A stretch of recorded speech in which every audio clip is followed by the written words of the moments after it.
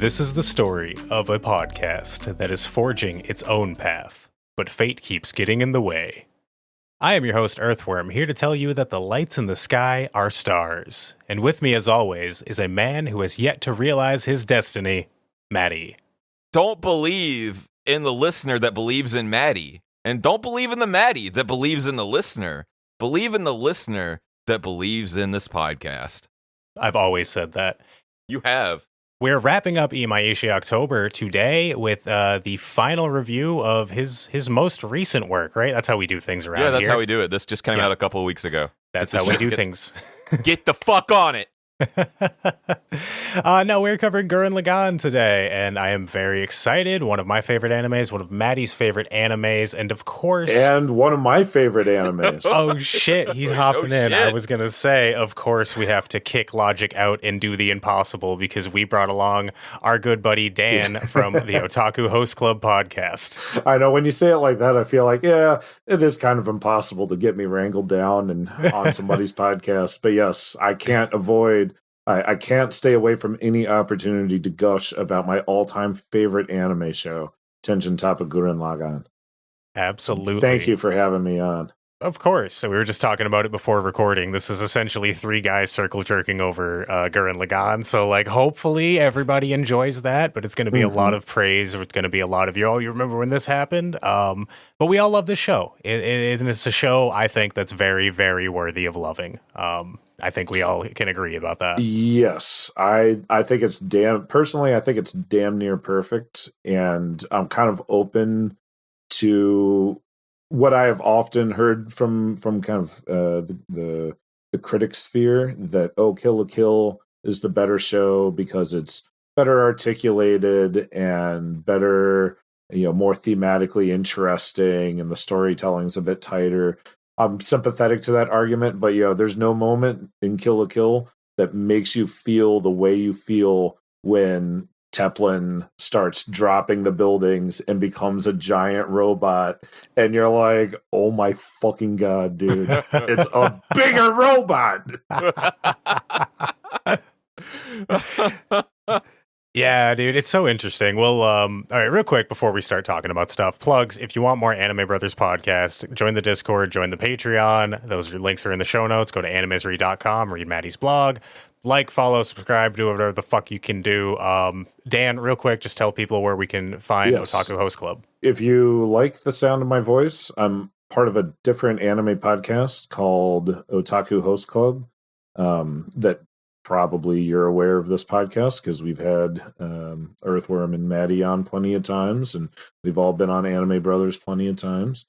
But yeah, we have a website, otakuhostclub.com. If you go onto the website, that will surely have all the information about us you could ever want. All right, you heard the man, and that link will also be in down there in the show notes. So go ahead and check that out. Great right stuff. Right stuff. now. Right now. Right now. You got time? You're listening to a podcast? You're at work? Yeah. Go ahead. Fucking do it right now. Who cares? Take a break from this one, go listen to one of our episodes, then come back to this episode. 10 minutes if you want my recommendation for a good OHC episode, go listen to the Hot Takes one. It's kind of like I've got a soft take. Full Metal Alchemist, the original's better than Brotherhood, and I'm like, that is not a soft take. That is not a dull take. That's not a mild take, Dan.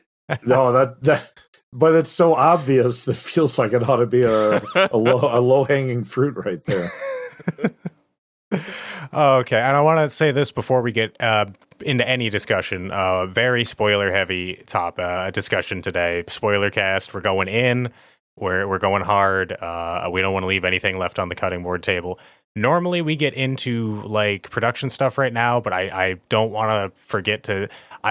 Dan, you brought up this being compared to Kill la Kill, and I just wanted to talk about that for a minute. Sure. Because I just watched Kill la Kill for last week's episode, and there was a part of me because Kill la Kill's my new shiny toy, it's my new shiny thing. While watching Gurren Lagann for a while, I was like, I love this. This is great, but it's not hitting the same as the first couple watches because, like, I think I just wanted Kill la Kill. But what you said about, like, there being just absolute peak ass moments, just the Gurren Lagann has those, and it keeps one upping itself on those to where by the time I get to episode 25, 26, 27, and they're universe size, Tengan Toppa Gurren Lagann, I'm like, kill the who? Ryok no, because this is my favorite show ever, and nothing will ever be as good as this. And like, it's not technically my number one show or whatever, but it does make me feel feelings that are rarely matched elsewhere. Yeah. And I don't want to, like, I love Kill la Kill. Of course. Unabashedly. And this is probably a top 20 show for me. But yeah, maybe I guess it's because I watched Tengan Toppa Gurren Lagann first. And I see, like, as a fan, I feel like you can see the continuity of Tengan Toppa Gurren Lagann to Kill la Kill to Promare, where it's like really similar kinds of character development, character writing, really similar themes.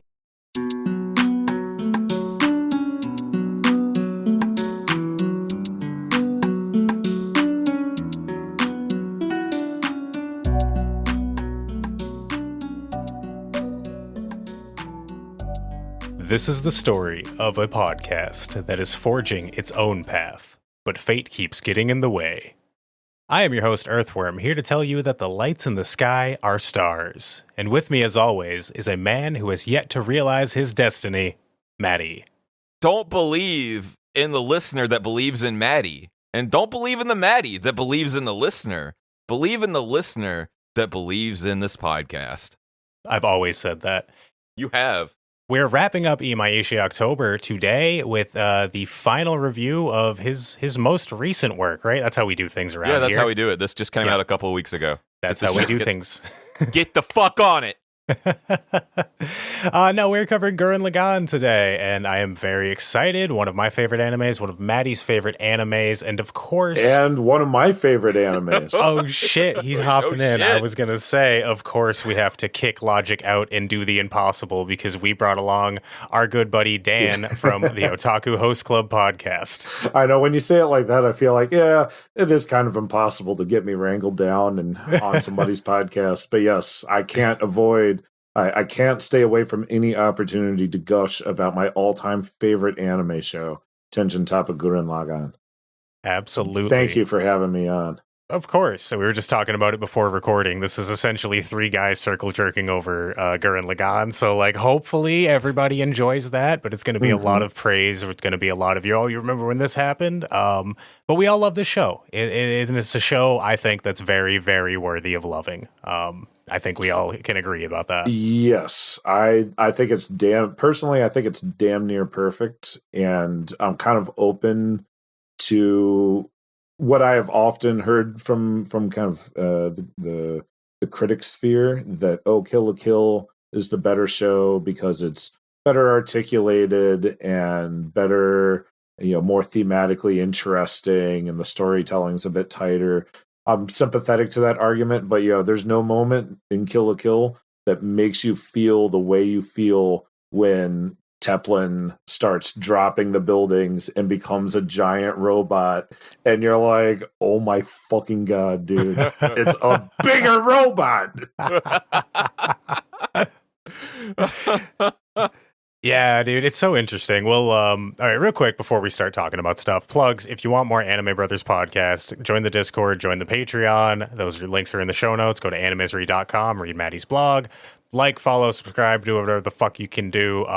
Dan, real quick, just tell people where we can find Otaku Host Club. If you like the sound of my voice, I'm part of a different anime podcast called Otaku Host Club that probably you're aware of this podcast because we've had Earthworm and Maddie on plenty of times, and we've all been on Anime Brothers plenty of times. But yeah, we have a website, otakuhostclub.com. If you go onto the website, that will surely have all the information about us you could ever want. All right, you heard the man, and that link will also be in down there in the show notes. So go ahead and check that out.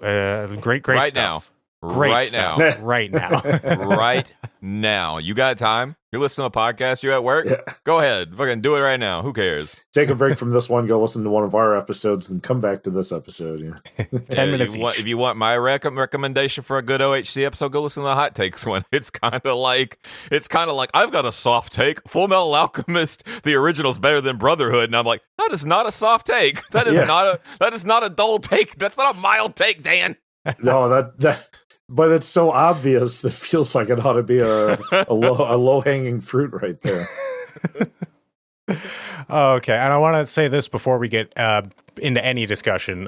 Very spoiler heavy discussion today. Spoiler cast. We're going in.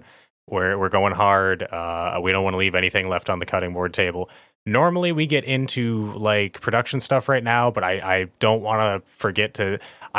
Dan, you brought up this being compared to Kill la Kill, and I just wanted to talk about that for a minute. Sure. Because I just watched Kill la Kill for last week's episode. And there was a part of me because Kill la Kill's my new shiny toy, it's my new shiny thing. While watching Gurren Lagann for a while, I was like, I love this. This is great, but it's not hitting the same as the first couple watches because like, I think I just wanted Kill la Kill.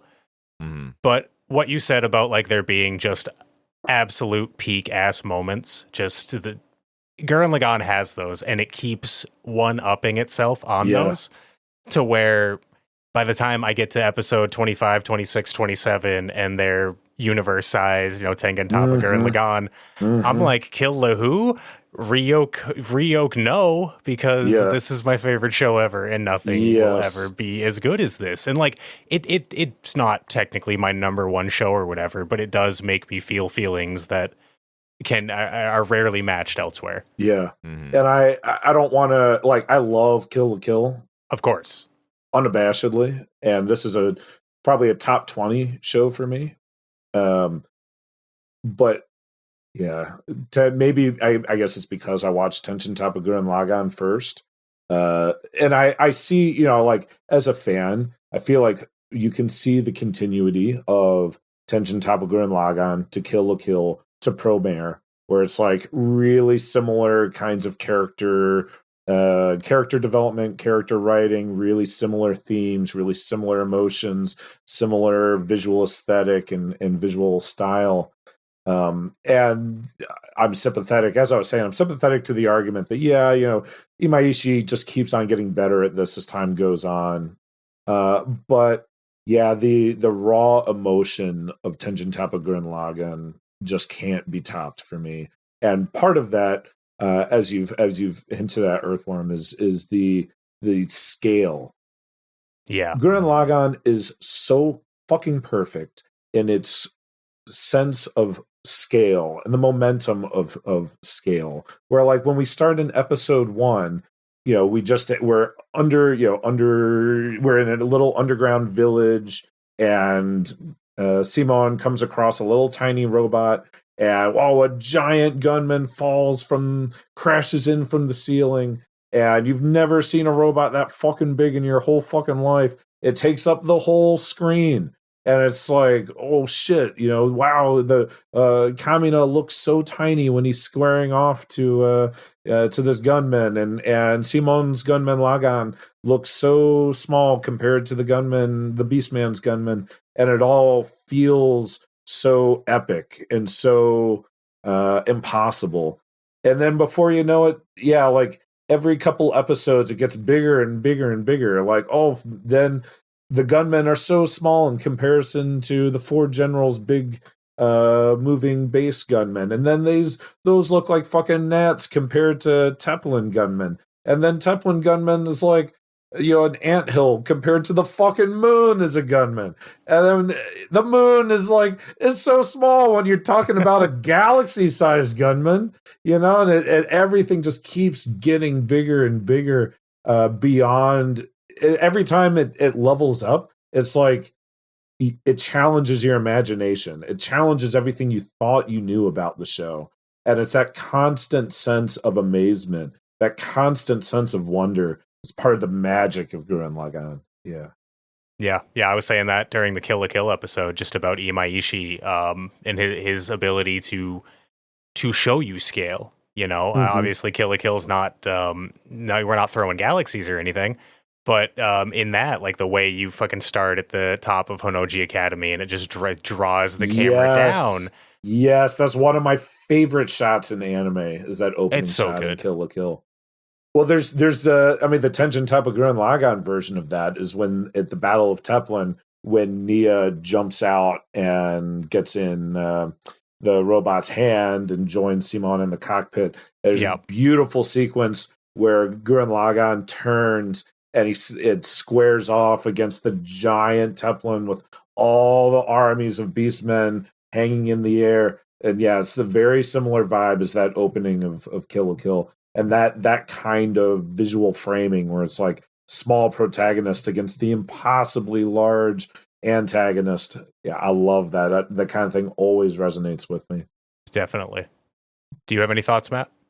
Well, I mean, it's something that I've noted before. I've covered this show like 3 times at this point, but I still enjoy it. I always, as far as just the sense of scale, it always comes back to, and this may be like so on the nose and like so obvious that it's just basically, how a drill works. We start at the bottom and we just get to the tippy top. We get sharper and sharper. It's basically literally, it's just a drill. Everything is drill based. The entire show is drill based, So I think, we've gushing about the fact that it becomes, just grander and grander in scale. And it's the fact that you never stop getting grander, which makes this so much of a joyful experience, because it never just stops at, and I mean, it gets to ludicrous proportions. Like one of the things, like I love Gurren Lagann, but the chunk between when they're in space and to when they finally get to the anti-spiral, like when they fall into the galactic, or like the sea, the galaxy sea, the galaxy, as it were. Yeah. I never really enjoyed that, but like stepping back away from it and like my weird criticisms on why I don't particularly like that, I'm like, that's kind of cool. That's kind of cool to just think out there's just a galactic sea, that there's probably just super dense space of this nature that's so kind of dense it's almost it's cool. It's still cool, and even then it becomes dimensional, and it's just always expanding, and I love it. One of my favorite shots, and I don't know the technical term or what the name of the mech is. I'm sure that Dan knows, but when Lord Genome starts fighting Simone in his mech. Oh, Lazengon. Yeah. That's my favorite design in the fucking show, dude. It's so nice. Sure. When he does he does all those drills in unison. Oh, that animation makes me want to just makes me want to come so hard I impregnate myself in the future, if that makes any sense. I love Lord Genome as a design. I love Lord Genome as a character because he's just so weirdly, and I maybe we'll talk about this later when we get like talks about like themes, because I've got some thoughts on themes. I don't know if they're the correct thoughts on themes. I think we should just roll with whatever's placed on the table for this one, okay, man. Damn, fuck it. Production notes. Fuck you, Matt. Writing production notes. Stupid moron. I'll never. Sorry, I'm throwing us off by just rambling off the top of my head. It's fine. We might as well roll with it. Well, see, the always thing I always look at Lord Genome, and this is like my weird thing that I've read into Gurren Lagann, and I think you and I might have talked about it at some point, Dan, about the thing that I always read into this series as a whole is just the viewpoints of masculinity and what it means to be, because you always call it manly fighting spirit, and we had a discussion on some podcast at one point, because we've done so many together, where I was like, I don't know about manly fighting spirit, but there's got to be a term for it. To like not genderize in any capacity. Sure. But on this watch, I'm like, Lord Genome really does represent the toxic masculinity in my viewpoint, because he's like, no, I have decided that I'm going to make the decisions, that this is how we're going to handle things, and you can't do that. And we've got like characters like when they go and they do sort of like what is considered like the masculine ideal, like communist father, abandoning him so he can go out into the surface. It always comes back to having negative repercussions. And it comes back to when I look at Lord Genome as being this sort of masculine idea that I'm going to handle everything for everybody. It's kind of undermined, and he's defeated by someone who is still a part of the what would be characterized as a masculine identity, like Simon. Wow, what the fuck? Whoa. Simone, Jesus, Simon. Yeah, but Simone, who's actually working in, conjunction with his partner Nia, but still maintaining sort of that ideology that he's kind of used from Kamina. Because even I see Kamina as kind of being like that kind of like the shadow of Lord Genome in a way. You know, where he's saying like, no, you don't have to believe in yourself. Believe in me because I believe in you and I've got this all handled. And then it eventually comes back to kind of be not the direct ending for Kamina. You know, it's not like Kamina gets like his hubris comes up with him or anything. And he's ultimately hoisted by his own petard. It's literally him. Again, I think that this show is in all kind of a tale of like what it means to have that sort of masculinity and how to use it healthily and how to use it to better people and rise them up instead of putting them down, kind of like how Lord Genome and the Anti-Spiral do. But anybody want to talk? I'm tired. There's a bunch of stuff you brought up. So first of all, I just want to say, like, on this watch, Lord Genome was, I think, the character that intrigued me the most. Just seeing this man who is like just full, like has nothing left but apathy. Fucking disdain. He even mentions it. Yeah. Have you ever watched the short movie about Lord Genome? I've never watched any of the movies. Parallel not works? the compilations. Well, the little short works. Yeah, not either of the summary movies, but there's like a whole. There's like 5 or 10 like short films, like 5 minutes each. And most of them are just filler side stories, but one of them is Lord Genome's backstory, where you see him like in the original war against the anti-spirals and how he loses and that's so cool. It's pretty it's cool. Yeah. That's really cool. I mean, it's got cool things in it. It's also got one where like Viral makes them fight a pachinko gunman. So yeah, that sounds cool too. Honestly, it's got cool things. It's got cool alternate tellings and stuff. I remember there's like a feudal Japan one. That one was pretty neat. But it's the Lord Genome backstory one is the only like serious one. Sure. Yeah. Sure. But yeah, he was a very intriguing character. And Matt, I love what you said about him being like this display of toxic masculinity. Because when you mentioned that, it reminds me of the kind of the idea of like of the dad who he doesn't fucking the uncaring, unfeeling dad who's putting food on the table, who's a provider, who's doing what needs to be done, quote unquote, but also like truly in this metaphor, neglecting the emotional needs of his children, of the world, of humanity. Yeah. And in a literal sense too, as he just tosses his daughters to the side, whenever he feels that they've served their purpose to him or that he's no longer so interested in them. Yeah. He kind of does what he feels is obligated to do up until he decides, okay, I'm done now, moving on. Yeah. Yeah. So Lord Genome, really cool. But this whole like idea of masculinity in here, like obviously it's a thing, but on this rewatch, I was watching Gurren Lagann and my first thought, especially with the relationship of Kamina and Simone, is I think Gurren Lagann's kind of gay. Sure. I guess I never really realized it or thought about it, but like the manly combining, like the way that they talk about it is like essentially don't just stick it in, make me feel good about it.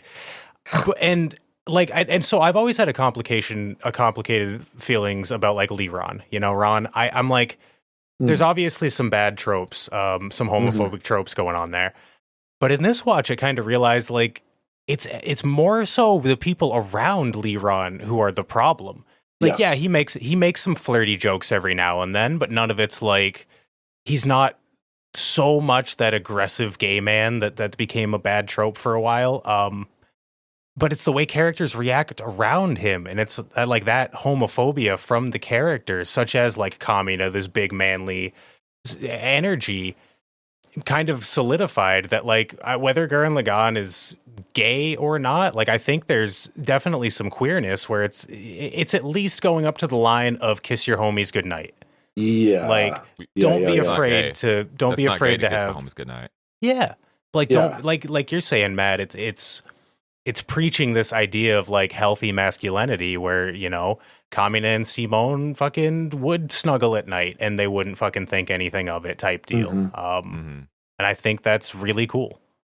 Yeah, this rewatch. Well, and I agree. And I I see the homophobia around Liran, because I agree Liran himself is not like it's not a homophobic portrayal of queerness, but yeah, all the many of the characters around him, a few of the characters around him have these like exaggerated homophobic responses. But I see that more as a like playing into the satire. Like, not that I think of Gurren Lagann as a satire, nor do I think it's a satire of, masculinity and manliness. But I see that homophobia as being an attempt at comic relief as a satire of like hyper masculinity, where like, Kamina's so over the top masculine that he's even kind of homophobic and weird about gay stuff, Yeah. It's like, and I see that more as like, I don't think that's a good attempt at comic relief, but that was my assumption as to like why they have these moments and these scenes in there. Because on a surface level, I do think that's like weird and inappropriate.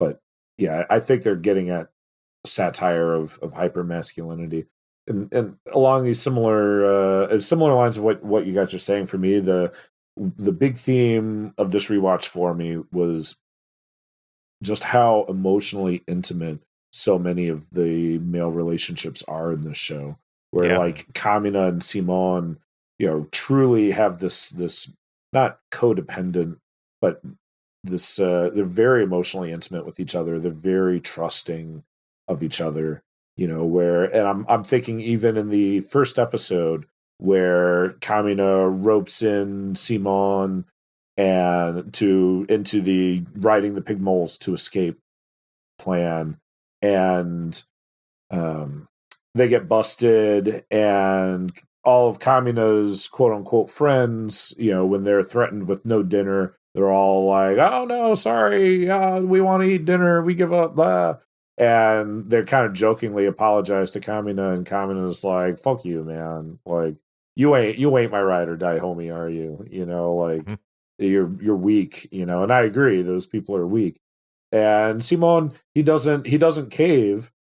He just gets let go anyway because he's a kid. And Simon is really, like, wait, I don't want to be let go. Like, I joined Kamina of my own free will. Like, if what Kamina did was inappropriate, then I too deserve to be punished. He's not apt to take his escape from punishment.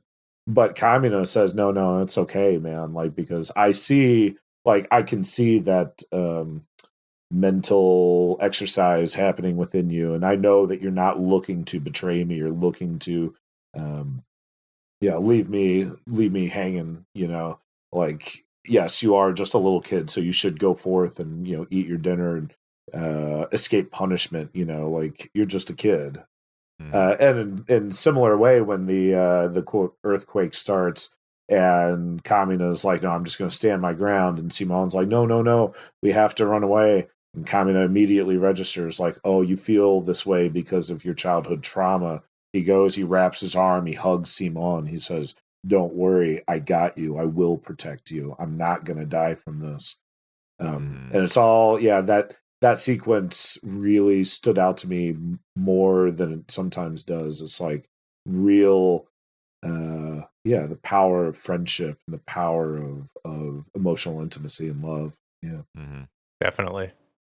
Yeah. Well, it all comes back to me whenever I and I think a big thing that why I look at this, because I like shared this with one of my super dude bro friends who only watched Dragon Ball Z, only watched stuff like that, like of that ilk.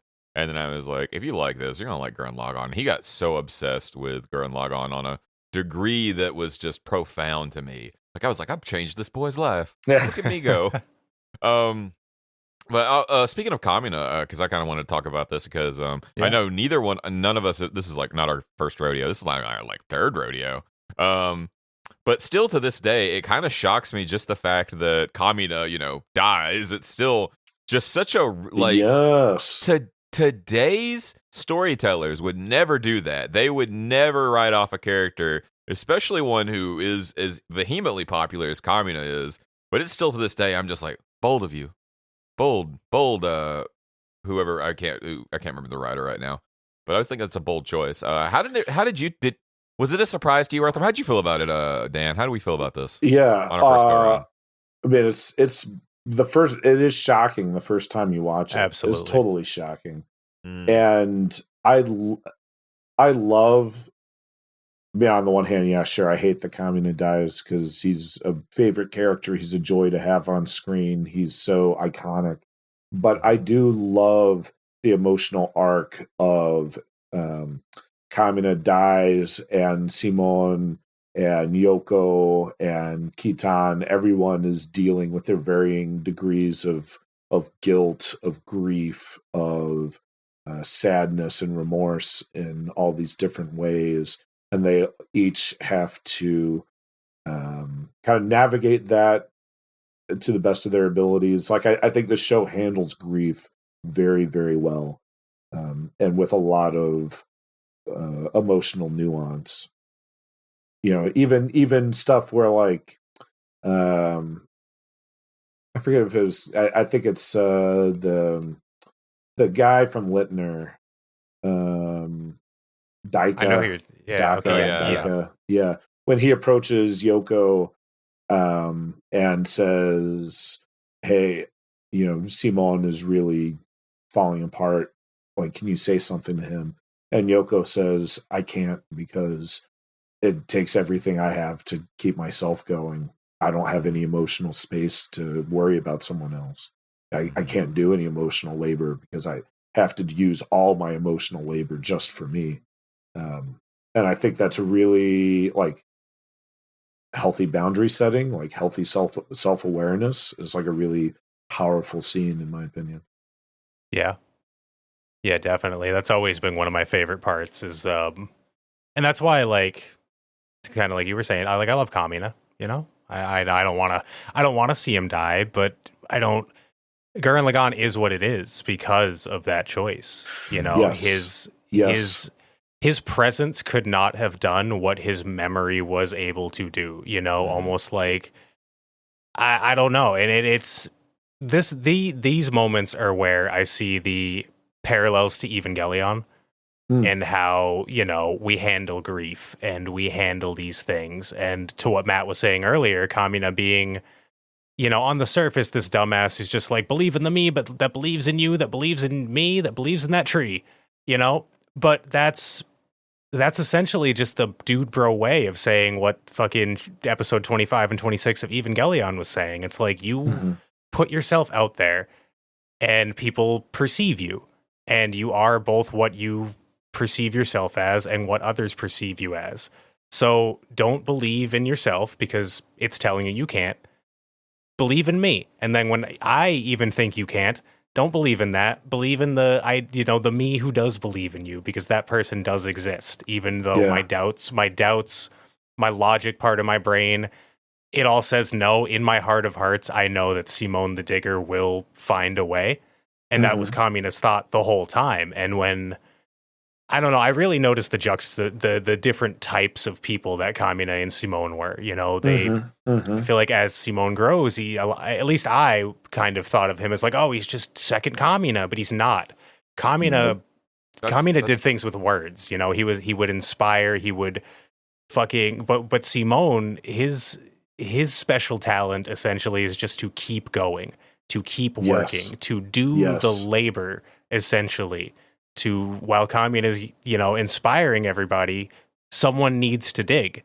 And that was Simone's thing through the whole thing. And that's the story of the two of them trapped under the earthquake rubble digging out, where from Simone's perspective, when he tells the story, he says, you know, I was scared shitless and I was really losing it, but Kamina was just laughing and, you know, yelling out orders and really displayed this leadership, and that was what inspired me to keep digging.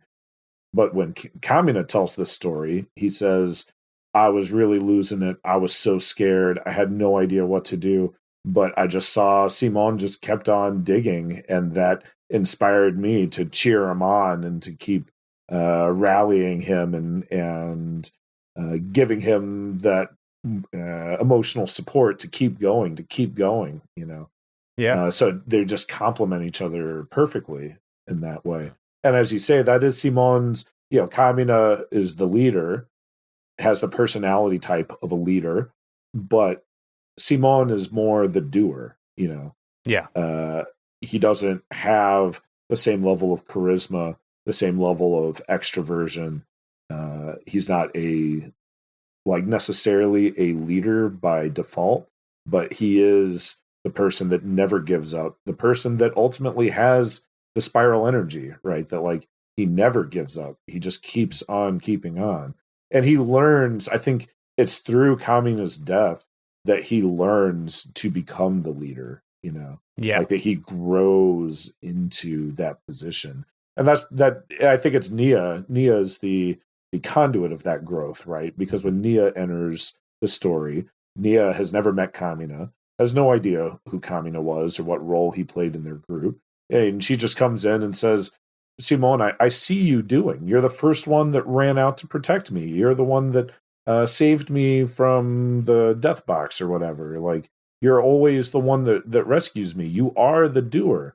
You don't need to be reliant on your partner. You can do on your own. You can have faith in yourself. And it's having Nia kind of shine that new light on Simon is what allows him to grow, develop that self-confidence, and grow into being a leader. Yep. Being perceived by somebody who is, like you said, didn't know Kamina, and was still, because just unfortunately, even no matter how much someone like Yoko believed in Simone, he wasn't Kamina, and at that moment it was just, they all needed Kamina, or they thought they needed Kamina. Yeah. I mean, I think it's telling that Kamina never piloted Lagann, It's not that Kamina didn't have spiral energy or whatever, but the story, this is something I really like about Tengan Toppa Gurren Lagann, and when I describe this television show to other people, I kind of frame it as a biography. It's Simon's biography. We meet Simon as a little kid. The end of the television show, Simon is an old man. It is the story of Simon and how Simon grows as an individual and kind of leads the human race against the anti-spirals and unites the universe. When we begin in kind of the prologue of the show, all the stars in the sky are your enemies. And when we end the show, all the stars in the sky are your friends, And this is because of Simon. Simon is the one with the spiral power. He is the protagonist. And he spends his youth sort of in Kamina's shadow, but it's that's just part of Simon's story, And that's why ultimately it's it doesn't really matter if Kamina dies early on. It's really shocking, but it doesn't change the fundamentals of the show, because the show is always about Simon first and foremost, and we see Kamina largely through Simon's lens. The way that Simon feels about Kamina, we see their relationship first and foremost.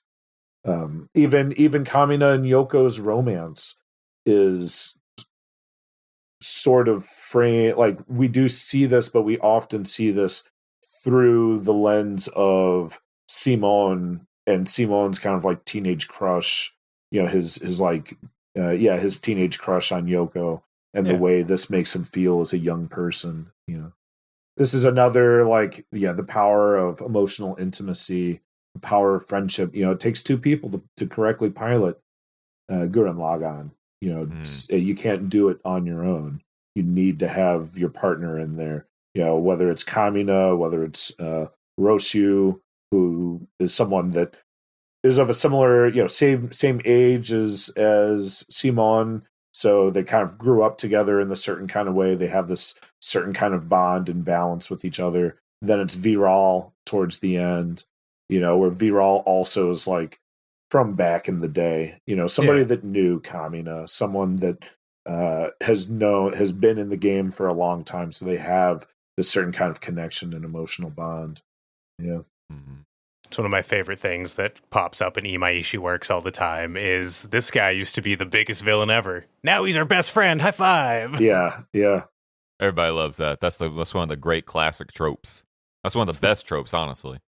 Yes. It is the best. One Piece good at that too. One thing I think is cool is that the show kind of starts a little bit in medias res. Like, you're already there, and like Kamina and Simone are already friends, and it's kind of neat because you're going in, you're like, oh, so these two have a rapport. I don't know the rapport, and it's cool that I don't know the rapport, you know? Like, as neat as it would be to get the Kamina Simone origin story, they're like, no, we're just go with it, roll with it. We don't have time for this. We don't have time for these shenanigans. Yeah. Start the story at the most interesting point of the character's life. I know how to write something. Well, that says a writer person. They don't just do that with Kamina and Simone, but I mean, the fucking very first scene where you see who we are all to assume is Kamina's dad in a battleship getting ready to, fight all the lights in the sky. Is that Kamina's dad? I always read that as an alternative timeline Simone. That's 100% Kamina's dad. I mean, that's how I've always looked at it. He's got the same. He's got the keychain, bro. He's got I'm gonna ask ChatGPT. Kevin Bacon was not in am I right? ChatGPT says yes. I think officially it's supposed to, I think like Gynax/Trigger's official stance on this is like, yeah, it's like an alternate timeline, pre-story, the battle with the anti-spirals, and we weren't really thinking that hard about it, and like, yeah, we were just kind of making shit up as we went along, so like, yeah it's open for interpretation. But personally, I view it the same way as Earthworm, where like, that was Kamina's dad. Yeah. Yeah, and then, well, I mean... this is my podcast. You have to agree with me. What I'm getting at is the fact that they shut the fuck up, Matt. Just kidding. I love you.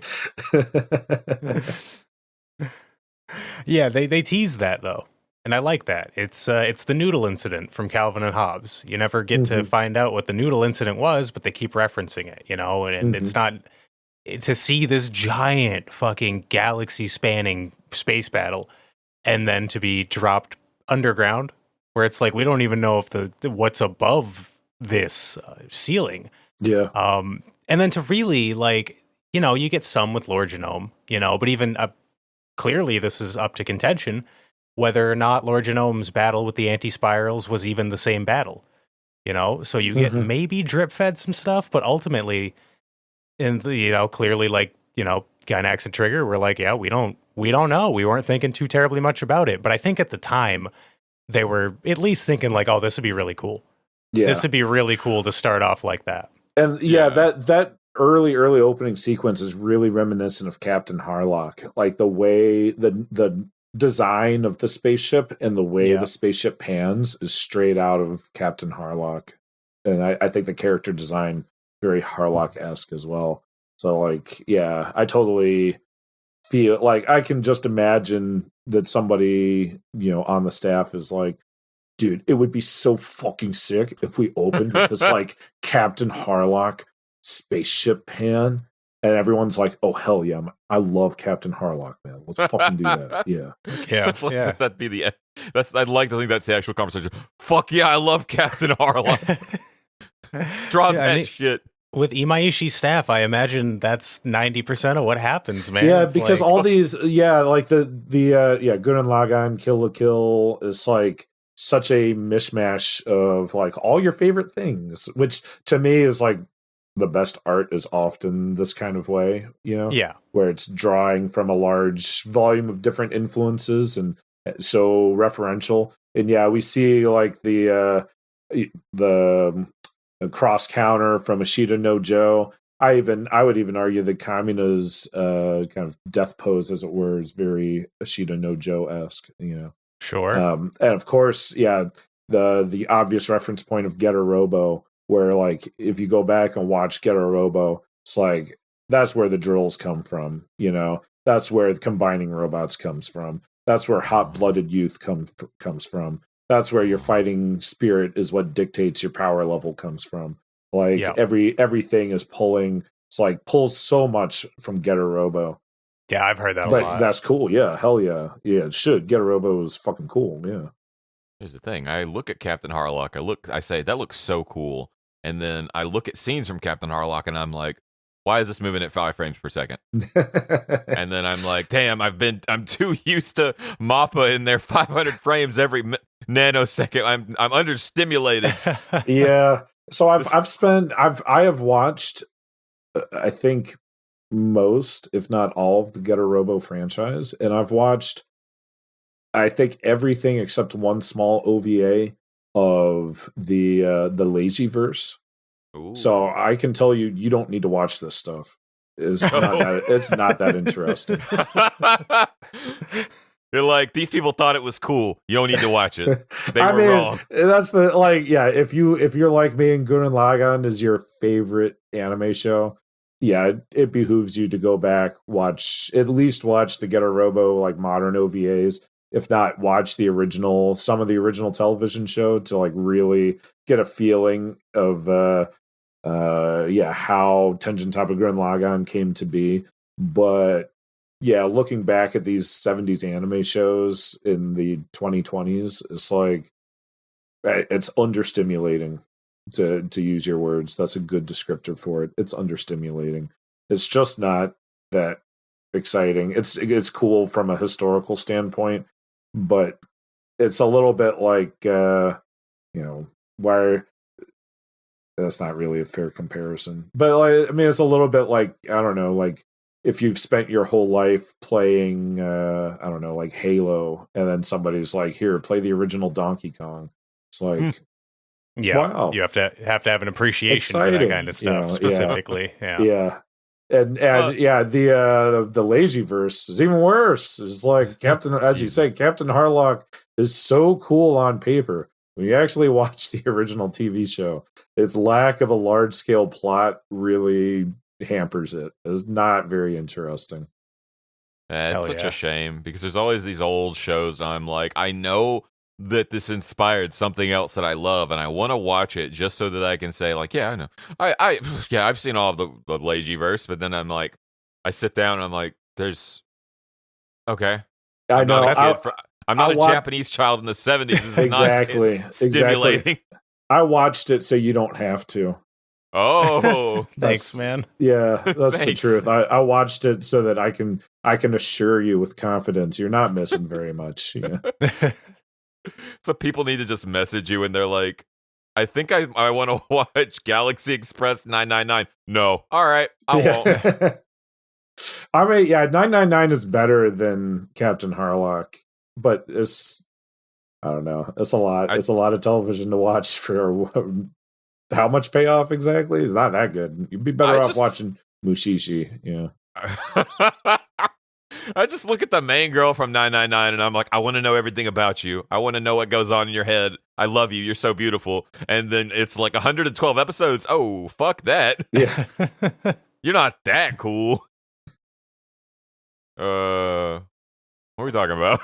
Yeah. I don't know. So you're talking inspirations. About, Gurren Lagann. Where's its inspiration on its trail? So the funniest thing about Gurren Lagann now is that now Gurren Lagann has inspired other anime individually. So there's going to be a point when podcasters in like the year 2089, somebody's going to be like, yeah, I'm thinking of watching Gurren Lagann. And then somebody's just like, no, bro. That show doesn't even have like Family Guy clips already on the side. It doesn't even have like...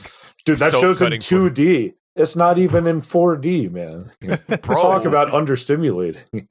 Bro, it's like watching caveman drawings come to life. Well, yeah. Have you seen the meme where it is like a modern artist making a painting, and he's like, "I wish I was like the old masters," and then it's like a guy in the like early 1900s being like, or a guy like in the Renaissance era being like, "Oh, I wish I was the old masters," and then a guy in the medieval times painting being like, "I wish I was the old masters," and then a caveman just drawing stick figures on the cave, and he's like, "I'm the best artist ever." It's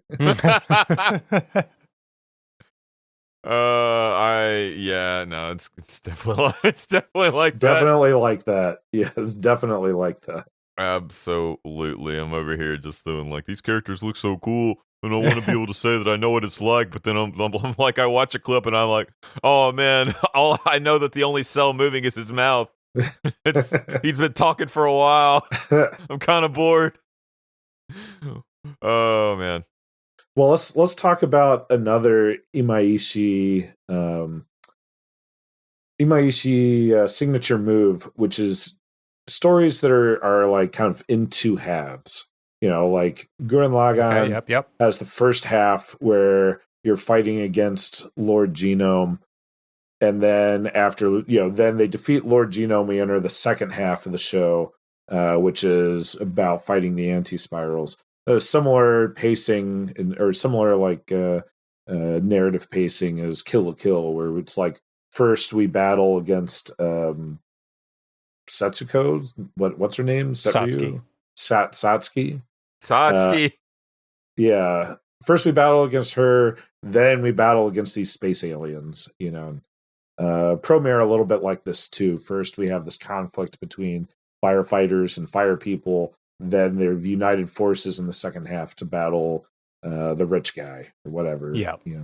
But that's a big Imaishi thing, I think, is to have these like twists, where like you thought it was just going to be like this, but actually it's like that. I really like that aspect of Imaishi works. Yeah.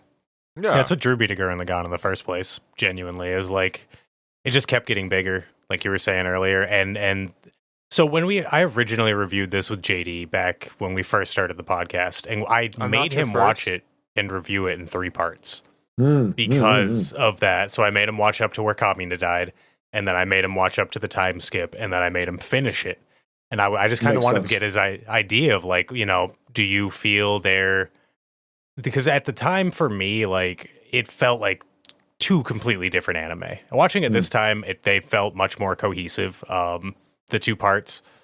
But yeah, I think it is really interesting how Imaishi's never satisfied. And to me, it almost seems like every time he gets to direct something, he goes, this is the last thing I'm ever going to get to direct. Time to put all my fucking ideas in this bad boy.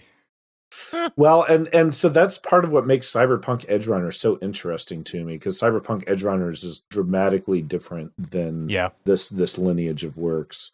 And it's fucking excellent. It's not that he's lost his touch for trying something new, but it is interesting to me how these 3 shows are like. I think this lineage of works is very mature and very smart, but it's also like simultaneously kind of dumb and kind of like this like goofy bravado and kind of like stupid. But it always does these things in a really smart way and in a really like attention to detail kind of way. That's something I love about Gurren Lagann, is like these small details that are put in there. Stuff like the systems of government in the second post time skip story arc, or Adine and Thymilf having their relationship. Everything feels very lived in and very realistic in these in this kind of way.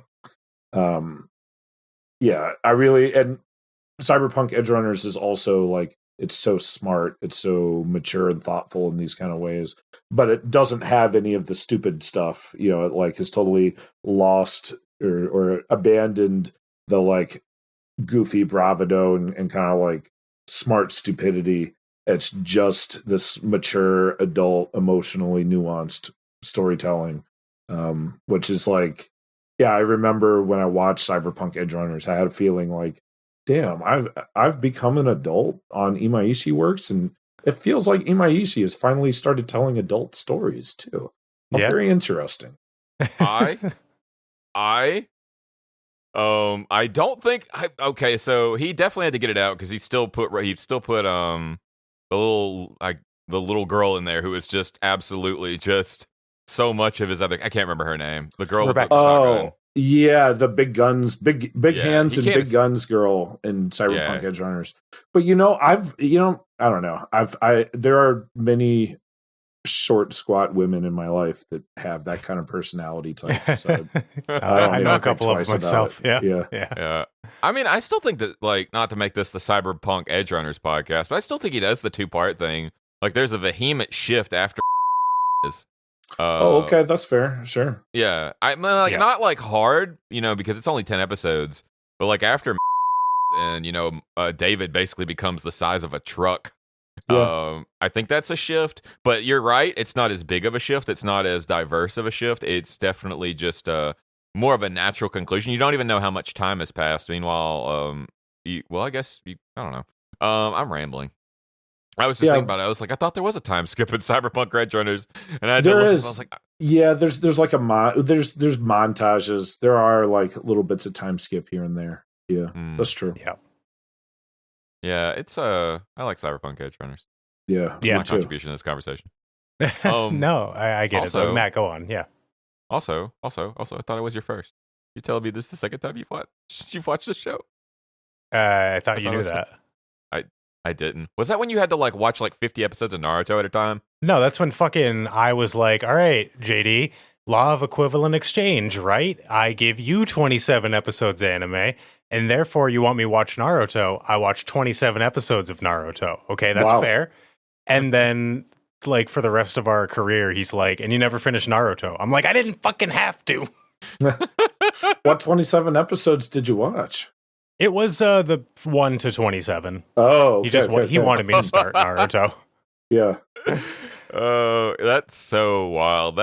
That's so wild. You're like, okay, let's do a trade. Okay, I'm giving you a nice little crisp package of Gurren Lagann, and you're giving me Naruto. Wow. The first 27 episodes of Naruto. Yeah. Well, he was upset I didn't watch. Like, he's like, oh, that's all you're watching, and I'm like, what about law of equivalent exchange? Don't you understand, my good man? You were like, that law of that Land of the Waves arc was peak, man. I didn't want to. You stopped when it was at its pinnacle, dude. That's why I did it. I unironically think that too. Like I finished Naruto, like the original, Naruto, not Shippuden. I finished that in manga form just to get it out. Sure. And I genuinely think like my favorite part was with that is that the Land of the Waves, dude? The first guy they come across. With Haru or whatever. The ice, the guy that jumps through the little ice and and then the guy with the big sword, mist swordsman, Zabuza. Yes. Yeah, Zabuza. I thought that was I thought that was the best Naruto ever got. Honestly, that is a mind-blowing opinion that I don't want to get into.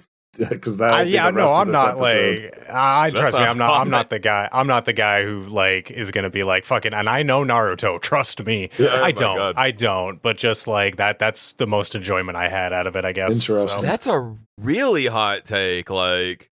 Man, that's I guess with Naruto, but I thought it had everything. I thought it had emotional resonance. I thought it had really interesting fight, like the way that they. I don't know, I without having really delved into Naruto, the idea I get from it is at some point it really devolves into what all shonens tend to devolve into is where essentially gods punching each other. Yes. Beam exchanges, beam exchanges. Yes, but in that you had Naruto transforming into the big ass shuriken thing or whatever. I thought that kind of stuff was really cool. I don't know what. I can't. That is really cool. That's actually. He might be spitting. Are you convinced? Yeah. Well, as a kid, when I watched Naruto, I thought that whole shuriken thing was badass. That was a highlight of Naruto for those first 50 episodes. And I'm like, yeah, and at the moments when Naruto and Sasuke were bonding, climbing those trees, I was like, oh, they're becoming friends. And then Sasuke gets hit by, Haru, and it pisses Naruto off so much he goes on, he gets full-on tailed beast form. And I was like, damn. He might be onto something. I'm going to put our top men on this. Maybe a discussion for another day. Let's get on. We might have to go back and rewatch Naruto. I'm the first 27 episodes again. Yeah. Oh shit. So unless anybody has anything that they're dying to talk about, I figure we might get on to some more lighthearted stuff. I want to know what's everybody's favorite version of Gurren Lagann, from Lagann to Tengan Toppa. Yeah, Super Galaxy. When Super Galaxy rises out of the galaxy ocean, as we've been calling it, just the music, the Gynax pose. The big text on the screen, when Simon is all the souls of our friends are etched onto its body. One machine equal to the gods. I'm like, that's one of my all-time favorite scenes for sure. Yep, that's good. What about you, Matt? I'm gonna obviously have to go with just Tengan Toppa Gurren Lagann, because that's just the fire, just the skull. It's so metal. The feet are heads, Earthworm. Look, it's an insane design. Yeah, but also I got the. Oh wait, this way. Yeah, He's got the fucking. I got a big he's one. got the Oh. finger. Yeah. So oh cool. man, that's really cool. I love that. I Hell also yeah. just because I watched the films like a few years ago, the Super Tengen Toppa Gurren Lagann, a little bit excessive, but still pretty cool. So that's my honorable mention.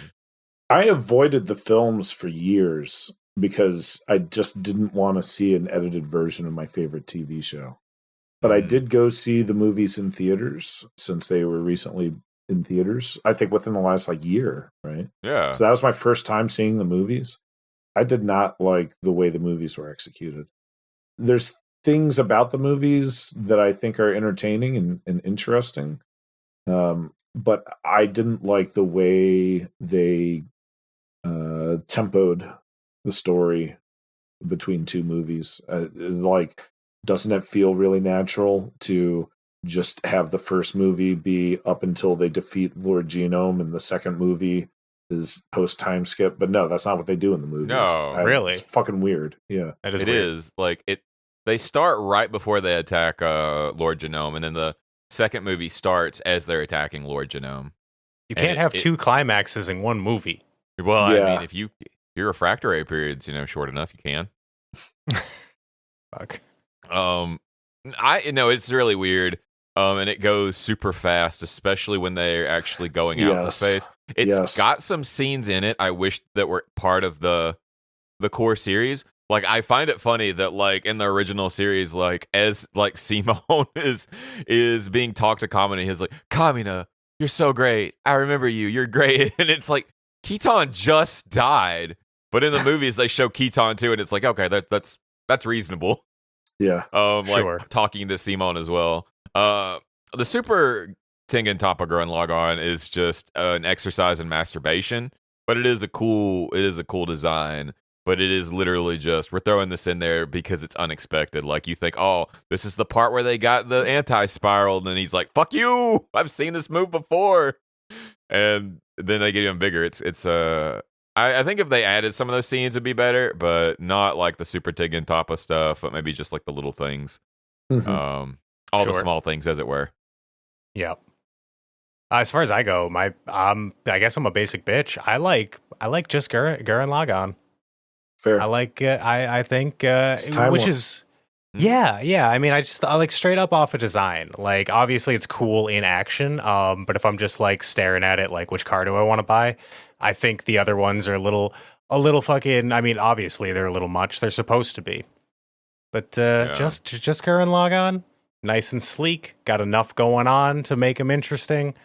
I'm in. That being said, though, my favorite moments are when it's just Lagann. Or it's just Lagann fight, like when he's fucking throwing hands with Lord Genome at the end of their fight. Yes, coolest fucking thing. And then, I mean, at the end of the fight with the anti-spirals, it's not like a fist fight or whatever, but it's the first move that Kamina and Simone pulled together. Just fucking hurling fucking Lagann and hoping for the best. Fastball special. That is really cool.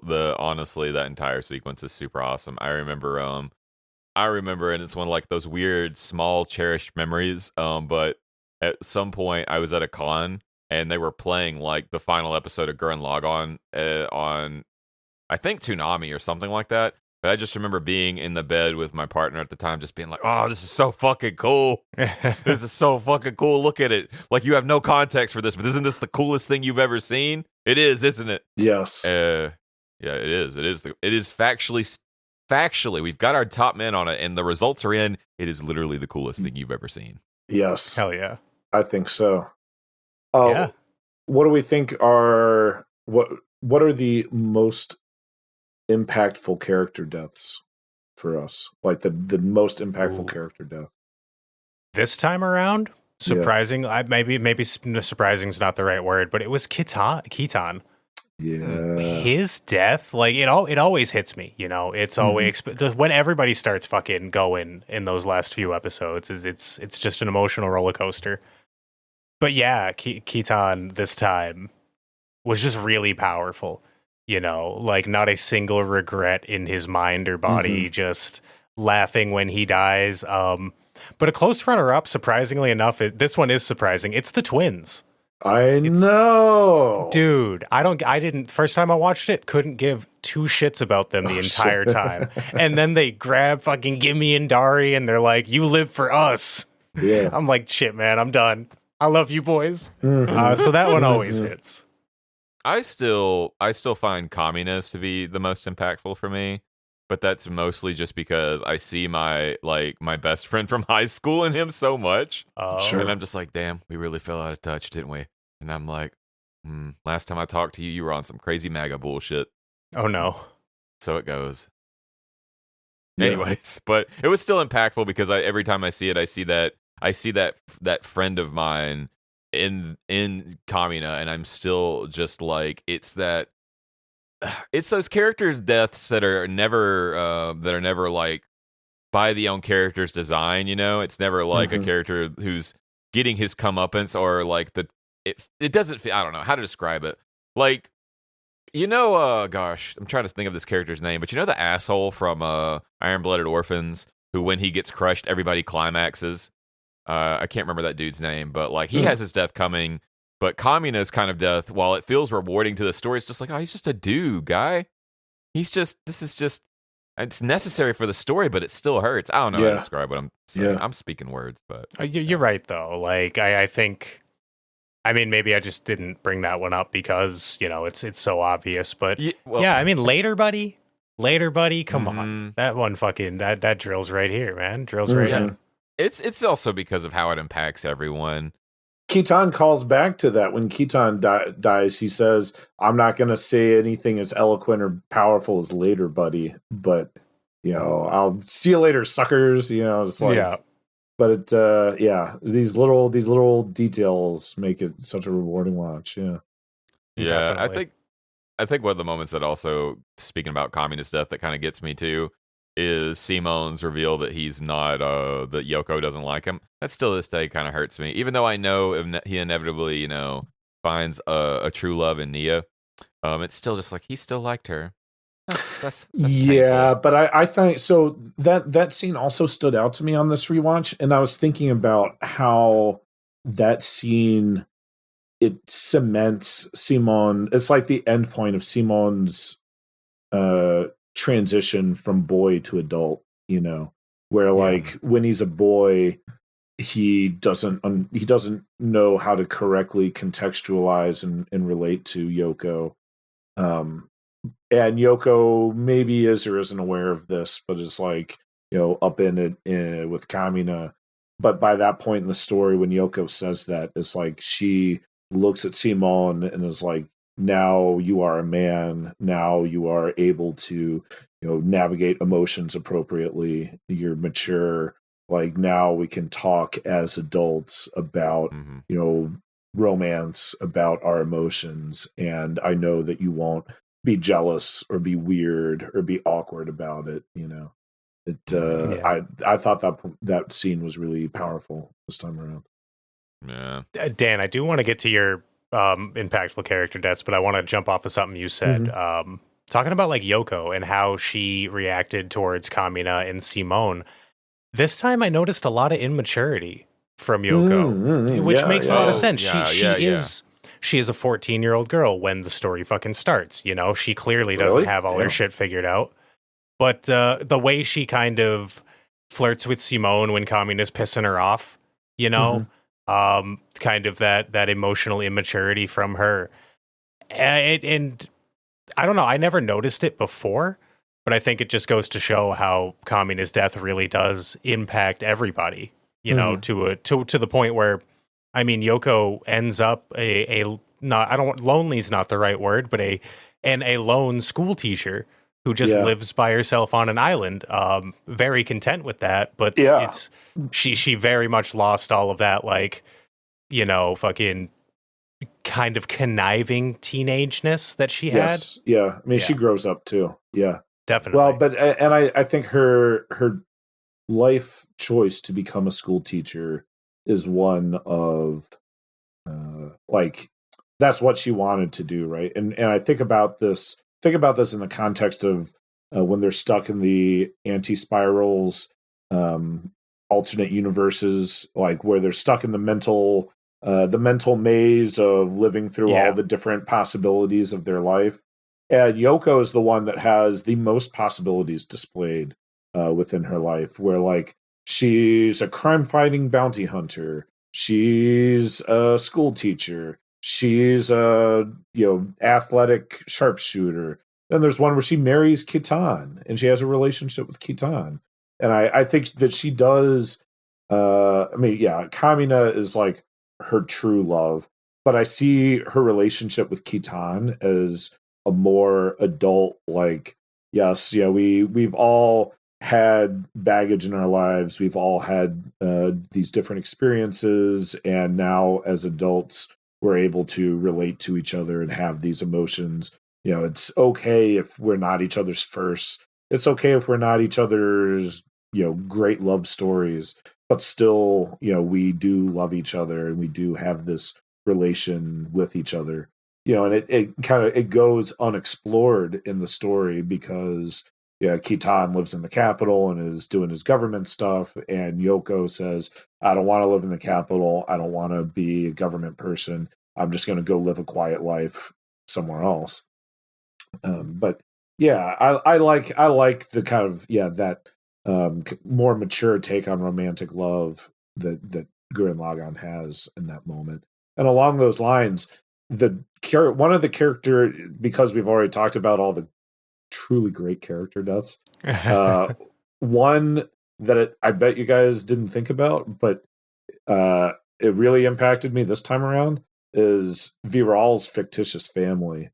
When he's having the in the maze and he sees his alternate possible life where he is just a dad and he's just raising a child, and he thinks to himself like, remember when he gets sucked out of it, he's like, I guess I was having a blubbery dream too, right? Like, I guess I also was just like dreaming of this beautiful life that I could have had, but that's not really me. I'm not really the kind of guy that has a beautiful life like this. I'm the kind of guy that jumps in the giant robot and flies off, Yeah. And that they're sterile. Yeah, the beast men are sterile. That's part of them not having spiral energy. Yeah. No, that moment cool.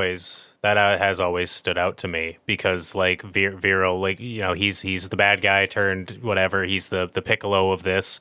Mm-hmm. But to know that like deep down inside, I guess I always read it as deep down inside, all he really wants is to live with a love and a child and be able to have a normal life. Things that he was, like we were just talking about, denied by his creator. Mm-hmm. That was always very sweet. Like he never came off as the sweet sentimental guy, but to know that's all he wants, like hell yeah, I love little tropes like that. Yeah. You know who sucks though? Fucking Rossio. I hate that dude. I can never. No, every watch, I'm just like, you're such a prick. You're such an asshole. No, well, have you guys ever read the manga of Gurren Lagann? No. So the manga is an interesting read, and it's worth reading if you're a big enough fan like we are. It's definitely worth reading. It has a lot of. It has a couple extra scenes and extra character. It has some extra characters that do a lot to kind of illuminate and flesh out the world of Gurren Lagann. And it has a couple extra scenes and a couple extra moments of backstory. Like, for example, in the manga, you see Thymilf and Edine. You see Thymilf and Edine interacting with each other in a way that like makes it really clear that, like, yes, they have some romantic feelings for each other. Yes, they have, an intimate relationship with each other. So it doesn't feel, not that it feels so random in the TV show, but like it kind of comes out of nowhere when Idine is like, oh, Thymilf was my BFF, so I want to go avenge him. And you just kind of take that at face value in the TV show. And the manga, they build to that point. So when Idine says that, you're like, oh yeah, that's true. That's real. And one of the little backstories they give in the manga is that the village chief of Rosu's village, he had led a rebellion against the Spiral King previously and was defeated. And then he kind of like escaped to that village and was like, all right, like I'm just going to like hold this poor little village together to the best of my abilities, and that's going to be, my what I do, and I'm really sympathetic to Rosu. I get it. He's the foil. He's the foil to Simone and Kamina, right? Where Simone and Kamina are all about your manly fighting spirit and throw logic out the window to make the impossible possible. Rosu is the one that's like, actually, logic is real. Actually, impossible things are impossible. Like, let's think a little harder about our actions. Yeah. And he gets, because of the way that sits in the themes of this story, that attitude gets kind of it's framed in a kind of negative way. He gets kind of a bad rap, But I like where, like, I totally understand Rosu's viewpoints and his worldview on this. And I like him as this foil, Man's like he's like a real robot character trapped in a super robot show, and he's just like, I'm very upset you're not checking the gauges. This is really dumb. Yeah. And you're just like, dude, this is super robot. We don't have to fucking do anything, dude. Doesn't matter. Yeah. That's kind of one of the reads I always got onto him, was that it was kind of like, because Kamina and Simone are very self-aware that they're in a super robot show, and that the rules are nonsense and they don't matter. It's whose line is it anyways? But Rossio as a character is just like, no, we need to have a maximum amount of spiral energy. This is not working. This is very illogical. And I don't like the character because I'm over here just full on board with whatever shenanigans that Simone and Kamina go into. So to have someone who's over here being fucking bright Noah going like, no, that is not possible. We cannot do this. I'm just like, hey, you just look at you buzzkill. I don't care about your tragic backstory. And I think a lot of his hate, honestly, actually comes from, not from the first half, but from the second half when he... Oh, sure, yeah. It's the second half that really causes him to become such a thorn in the side of a lot of viewers, I feel like, because it's just like, Simone is your friend. Why are you acting this way? This is...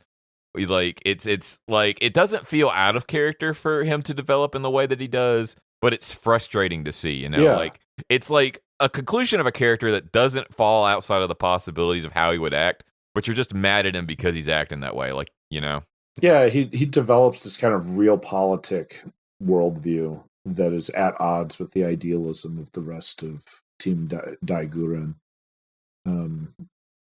But yeah, I'm relatively sympathetic to that, it's fine. I respect Rosu, I respect him.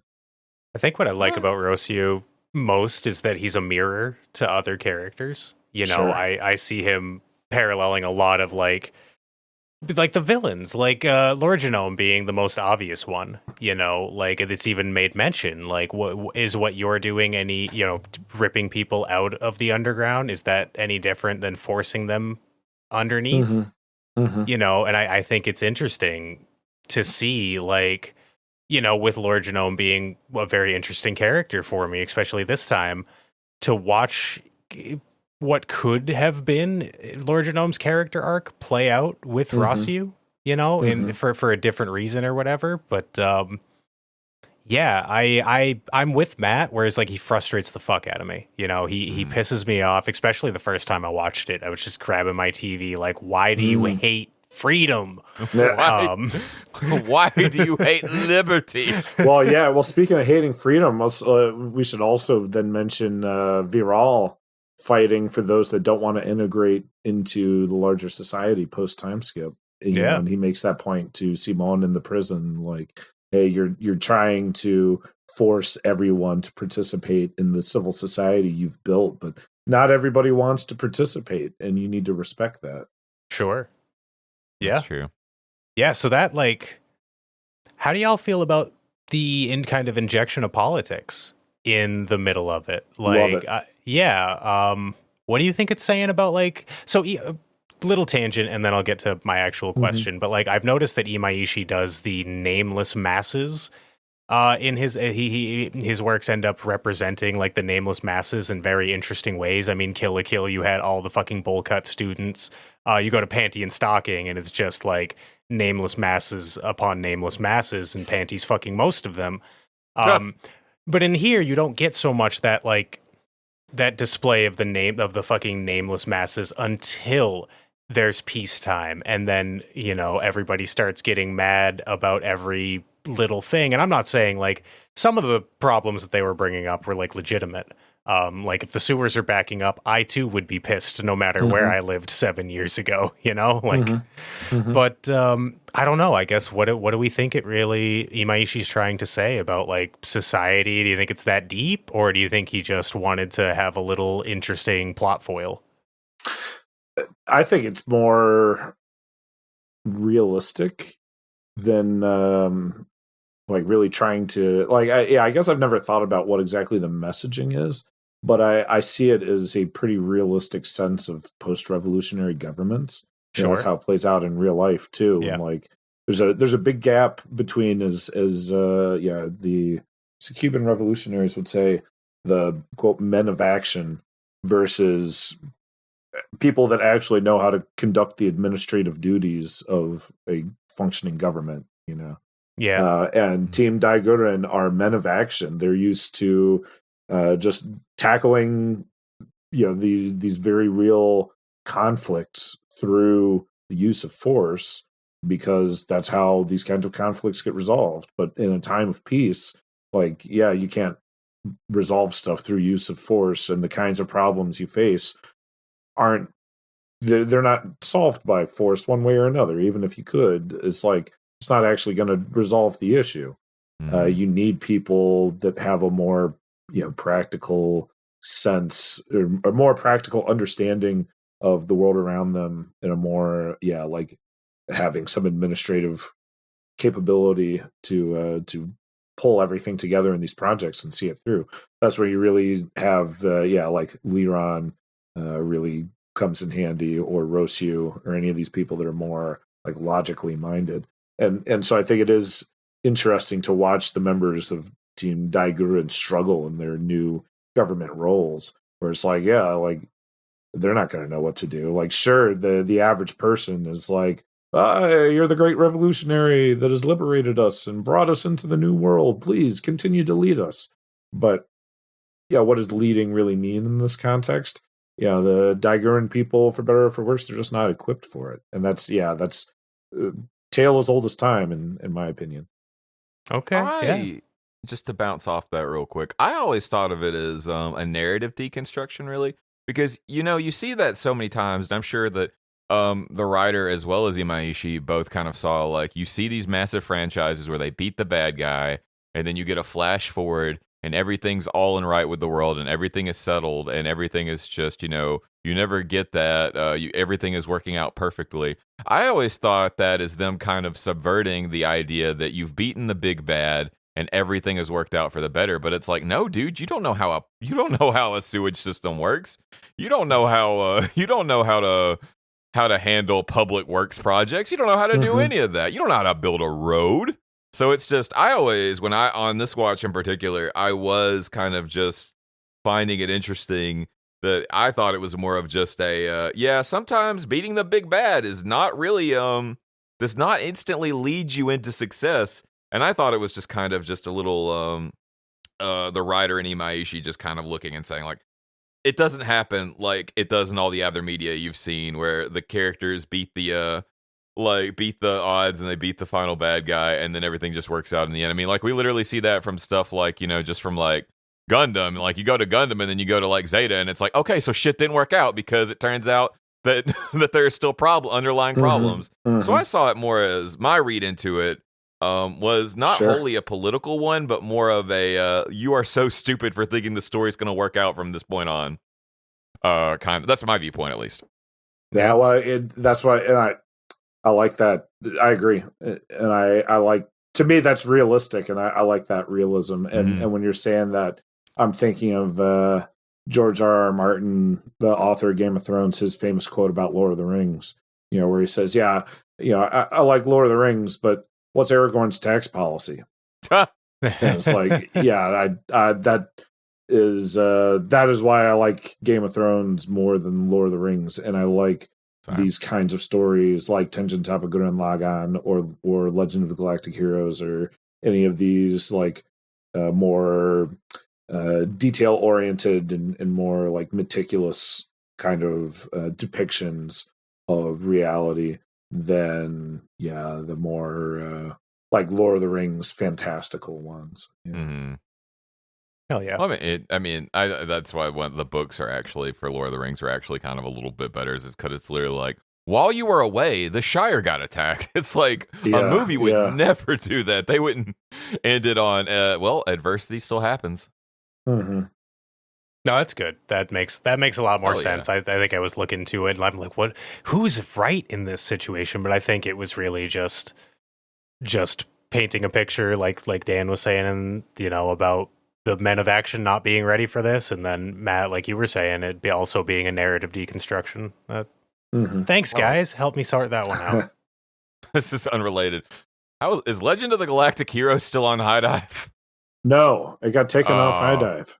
Fuck. I know, that's fucked up, man. This is gonna be my year. Well, I'll tell you, it got taken off High Dive when my parents and I were like 60 or 70 episodes in or something.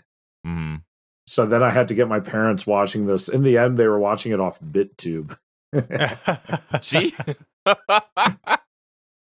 Well, at first we were watching it off gogoanime.pe or whatever, but then my parents couldn't get Anime Go-Go to work on their tablet. So I was like, okay, well, somebody has uploaded this onto BitTube, so now we're watching from there. Perfect. It's just an odd question, but I was thinking about it a few months ago. I was like, you know what I'm going to do? I'm going to watch Legend of the Galactic Heroes. I'm going to do it. I'm going to make Dan proud. Yes. And then I was like, I know it's on High Dive. I've seen it on High Dive. And then I went to High Dive, and I was it's not there anymore. Yeah, it's like, fucked up. I don't know what happened. Damn. There wasn't like an announcement or anything, but yeah, totally took us by surprise because we were watching 2 episodes a week, and then all of a sudden my parents are like, we can't find it. Can you help us find it? And I'm like, no, you guys are just old. Let me look for this. And then I'm like, oh my god, it's not actually there. Oh my god, it's not there. Yeah. I was thinking about it a few months ago, but then I just now, when you said Legend of the Galactic Heroes, I was like, there's something I need to talk to Dan about. It was that. Yeah, you gotta be sailing the open seas for that one now. Damn. All right, well. Worth it though. I'm going to send away for 1 VHS a month like the old days. Hell yeah. Man, it's going to be funny because I'm sure there's going to be something where I'm going to have to like watch, if I ever watch it, it's going to be like, okay, so to watch it, you got to watch the laser disc rips. And I'm going to be like, okay. I mean, there is a valid argument that the laser disc rips are the best version of it because the laser disc rips have title cards for all the characters. Oh, okay. Well, no shit. Matt's trying to make a joke, and Dan's like, actually, that's real. Dan's like, no, that's for real. And I'm like, oh, damn, I thought I was being funny. I wasn't. I was being real. Yeah. So one thing I was thinking about, and speaking of Evangelion, one thing I was thinking about on this rewatch, doesn't a lot of the music sound like Evangelion music? And by a lot, I mean, like, periodically, there's some of the same, like, elements of OST.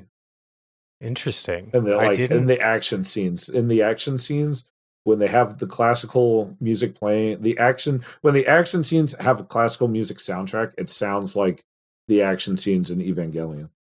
That's valid. I was mostly thinking of the Ro fight the power, and I was like, I don't remember that in Evangelion. That's true. Evangelion is not row fight the power, but I swear to God, the classical music string parts are like really similar.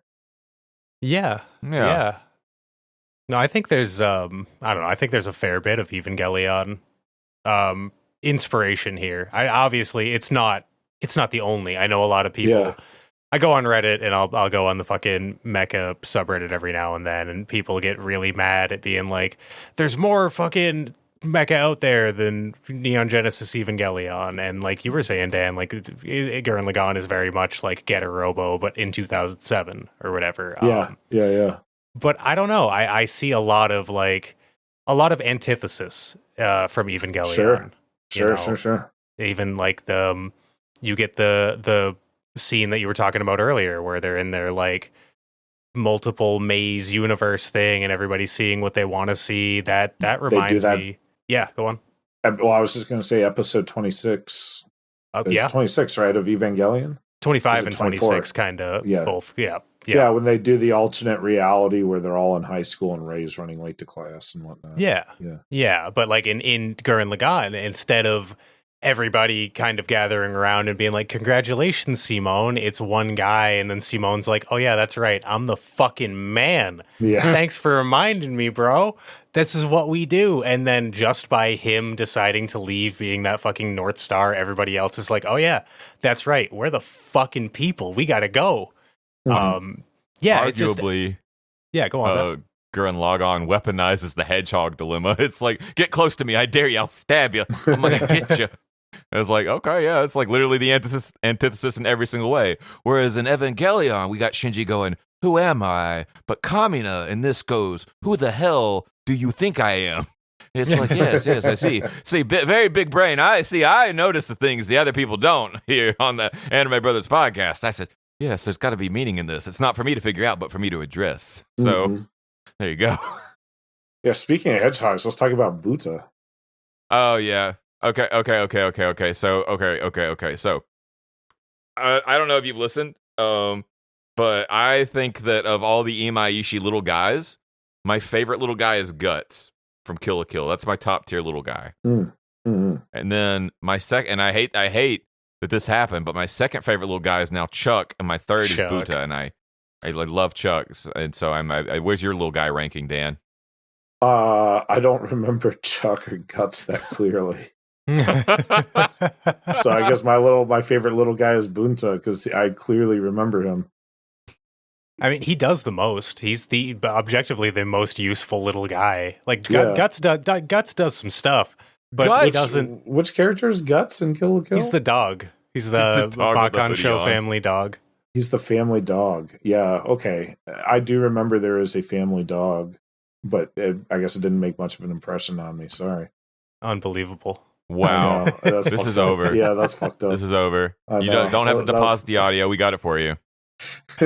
I know that Buddha contributed, but Guts was also there, or he was also. I just love that dude. I just love Guts. He's just like, "You've given me a new bed. I shall piss upon it." Well, Buddha's the only one that doesn't get abused. He's the only fucking little guy that doesn't get abhorrently abused from time to time. That is fair. Well, they eat his ass at one point. Yeah, but he presents that for them. Like, he rips it off himself. Yeah, I guess on the grand scheme of things, of the Imaishi little guy trademark, Bunta does technically do the most as far as actually helping. But I will go to bat. I will go and I will defend Guts with my dying breath because I love him and I love that he says his own names. I love little guys that say their own name. That's also why Chuck's number 2. Sure, that's fair. Yeah, I love little guys that just say their own name. One little fan theory that I've kind of attached onto is in that first scene where we see Kamina's dad or not Kamina's dad, however you want to look at it. Yeah, however I want to look at it. It's Bunta. Yeah, he's chilling right there in his human form. And I always like to think that, like, I don't know, he was hanging out underground with Kamina's dad, and then it was like, all right, well, he's going up, but the kids are staying here. Somebody's got to watch over him. So I'll just be little pig mole with sunglasses hanging out with them. What if that's how I see it too. Dad? Yeah. What if that's Bunta's dad? That's my fan theory. All right, well, that's fair. Okay. Yeah, can't say I can't argue with that. Well, solid point. I have no counter evidence. Yeah. All right. Well, Yeah, honestly, like he looked younger when he transformed at the end of the series than he did in that first scene. So honestly, Matt, you might be onto something, buddy. yep. That's Simon in an alternate timeline, but Bunta's dad. That's my theory. Hell yeah! No, he's a great little dude. Dude. He's a solid little dude. He's a solid little dude. He's not worthy of the doc though. Okay, well, Not doc worthy. fair enough, man. As the little dude initiator of the Anime Brothers doc, I will not give him place. Does Guts have a place on the doc yet? Let me check. Continue your conversation. I think I don't know. Do we have anything else? Any other topics? Any other things that we want to kind of talk about? Do we think that spiral power will destroy the universe? Like, do we agree with the anti-spirals, or do we think the spiral races will find a way through this evolutionary conundrum? Dan, I go through life having fucking hope for humanity and like believing that, humans are ultimately good. If you get 1 million of us together, the majority of that 1 million are good people. Even maybe. But then I look outside and I see the fascist takeover we're in the middle of, and I'm like, you know what? Maybe Gurren Lagann is a little hopeful. Maybe that's exactly what's happening right now. His spiral power is slowly but surely destroying the universe. I don't know. Yeah. I agree with you. I also have this kind of hopeful sense of humanity in general. And I also think, spiral races will find their way through in a reasonable way. I understand the anti-spirals case, but I side with the spirals on this one. Yeah. But I also agree. When I look out my window, it's hard to maintain that level of hope in the real world, and like when I think of the world around us, I don't have nearly that same kind of idealistic hope, It's like in theory I have the hope, but in practice, not really. Yeah. I feel very cynical at this point. It's like I think I like to believe that like humans, without all the external factors of society and life and all that shit, want to be good people. I think, especially in late stage capitalism, we're in a pressure cooker, and it becomes a lot harder to look out for your fellow man. It becomes a lot harder to think about preserving the future when you just got to eat and have a roof over your head. And I think that's a big reason why I like Gurren Lagann so much, is because it has that optimistic worldview. It has that, I don't give a damn what you say. I don't care if you've experienced this yourself. I don't care how dangerous the power is. We're giving humanity a shot. And I really like that. Yeah, I like that too. Oh, I see. I'm around two Thomas Paines, and I'm over here being Thomas Hobbes. Like, life is short, nasty, and brutish, and people are the same. But some people are all right. You just got to find the right people. But most of them are awful. But that's just me. I'm a cynic. What can I say? I get there, dude. I bounce between Gurren Lagann and Evangelion all the time. I'm like, I want to connect. Have you guys seen Razafan? I've been meaning to I've watch heard about Razafan for the longest. Razafan. So when we talk about Gurren Lagann as the kind of foil to Evangelion, or the response to Evangelion, actually it's Razafan that's the actual response to Evangelion. Interesting. You should watch Razafan and see what you think about that. Is that the one about like the old man and the young kid? No, it's the one that's got mech with wings on its head. Yes. Oh, that's pretty cool.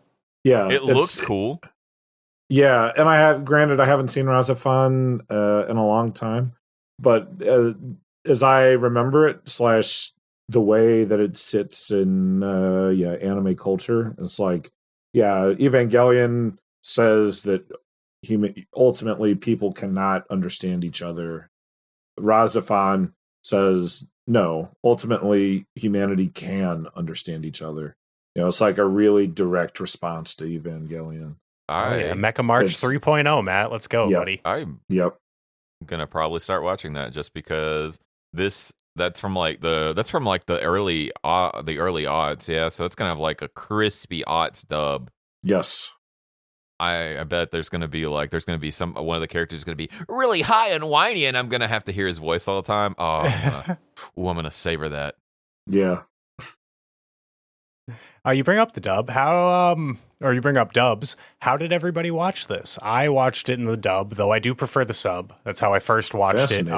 Just out of convenience, I like to watch dubs. That way I can, if I got to get up and fucking go get a drink or something, it's not like I missed. I can still at least hear the audio or whatever. Mm-hmm. But how did you two watch it? Subtitled on the DVD. Okay. Yeah. I only watched the dub for Gurren Lagann. Oh. I can't. It's I said that on one of the early episodes. I think anything Imaishi does, you have to see it. You have to do it dubbed. For one, to process the animation, so you can get it all in your brain, and also because I feel like the ridiculousness of the dialogue needs to be put on full display and held accountable.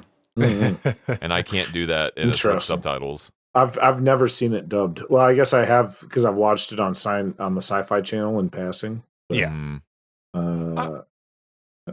Maybe next time I'll watch it in the dub. I like the dub. The dub's got an all-star cast of like voices from that time period for dubs. You got Kyle Herbert on as Kamina. You got Yuri Lowenthal as Simone. You've got I'm suddenly spacing on her name. Michelle Ruff as Yoko. It's even got the voice of who's the only time I've ever heard of her being in an anime, which I think is interesting, is Hinden Walsh, not the Hawktua girl, first of all, but the voice of Starfire doing Nia's voice. Yeah. Interesting. Yeah, she only did six or seven roles in anime, and then she just went exclusively just Western cartoon. I think there's a competing clause or something, which is a reason why she can't do it as part of her union. I'm not sure. I just remember hearing that from some point in a con or a panel. Oh, but, yeah. I like the dub a lot. Yeah, I like the dub. I think it's good. The sub still it's one of those anime that I watched at a very important time. It stuck with me a lot. So Simone's voice in my head will always be the sub voice. It'll always be the Japanese voice. Kamina's voice in the dub, I think it's infinitely better cast in the sub. He has more of that. I don't know. I think it's that bravado that you can only get from speaking Japanese. That kind of fucking rumble. It's why I liked watching Ninja Warrior for so long, because they had that Japanese announcer. That's just something about it. But yeah, I don't think it really captures in the dub, but it's really good. It's still a quality ass production for sure. I don't know. I just find that for what they're having to cook up for this dub, that every single portrayal is oddly sincere, and for what they're actually conveying and for what they're having to say. I mean, I used to, when I was in college and I had seen Gurren Lagann for the first time, I used to listen to Yuri Lowenthal do his whole I keep digging until I get to the end or something like that. The speech that Simone does after he pops out of Lagann and all that, the coolest thing ever. I used to listen to that to get myself through some days when I was particularly not wanting to go outside during college. So I think, honestly, I love this dub. So I'm never going to give you, if I watch the sub, I'm going to be sitting there groaning the entire time. I'm going Japanese in my anime? Rose. But I just vehemently love and will defend this dub. So do not come to me for an objective critique on it. Sure. Fuck. Yeah. I got to go watch it. I think it does. But I also think, and this is going to be something I'd like to talk about in a future podcast episode or something. I feel like everybody in the dub is being very over sincere and overperforming in that way that you can only do when you're almost trailblazing away for this kind of performance, Because these are a lot of these people are the people who eventually other people who followed after them sort of started replicating their performances, So. That's kind of what I look at it. I would love to break down dubs at some point because I am very particular about my dubs, and this is one of the shows that has to be dubbed. So, anyways, I've said dub too many times. It sounds weird now, but we got Earthworm. What you got? What do I got? I don't know, man. I don't know. I feel like feel like conversation's kind of winding down. I don't if there's anything else that any other moments or anything discussion topics that people want to bring up. That's totally okay. Favorite speech?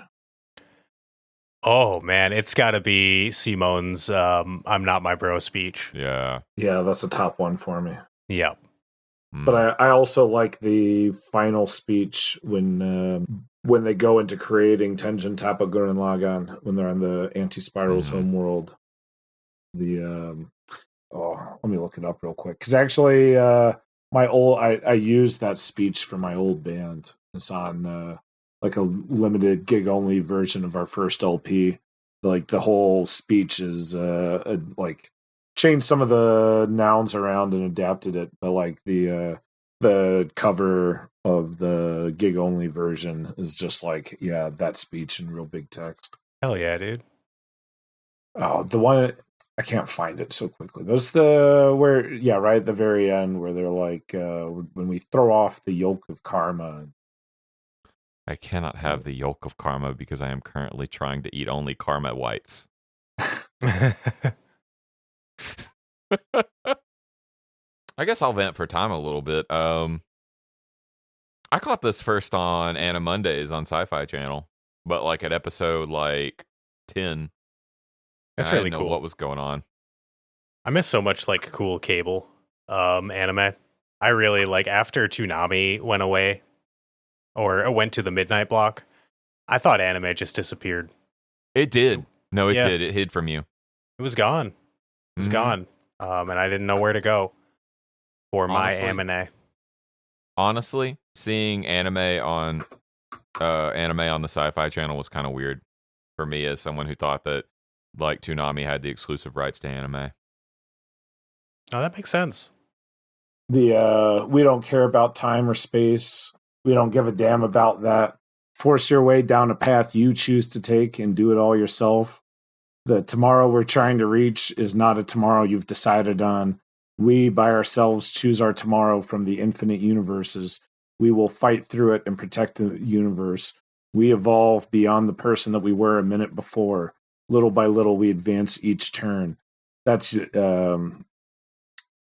this drill will open a hole in the universe, and that hole will be a path for those behind us. The dreams of those who have fallen, the hopes of those who will follow. Those two sets of dreams weave together into a double helix, drilling a path towards tomorrow. And that's Tengan Toppa. That's Gurren Lagann. My drill is the drill that creates the heavens. Yeah, I think that's my favorite speech. I mean that one fucking earns it. It's so good. A good one. That's so good. We should throw in a Borf real quick. Do you have a favorite speech, Matt?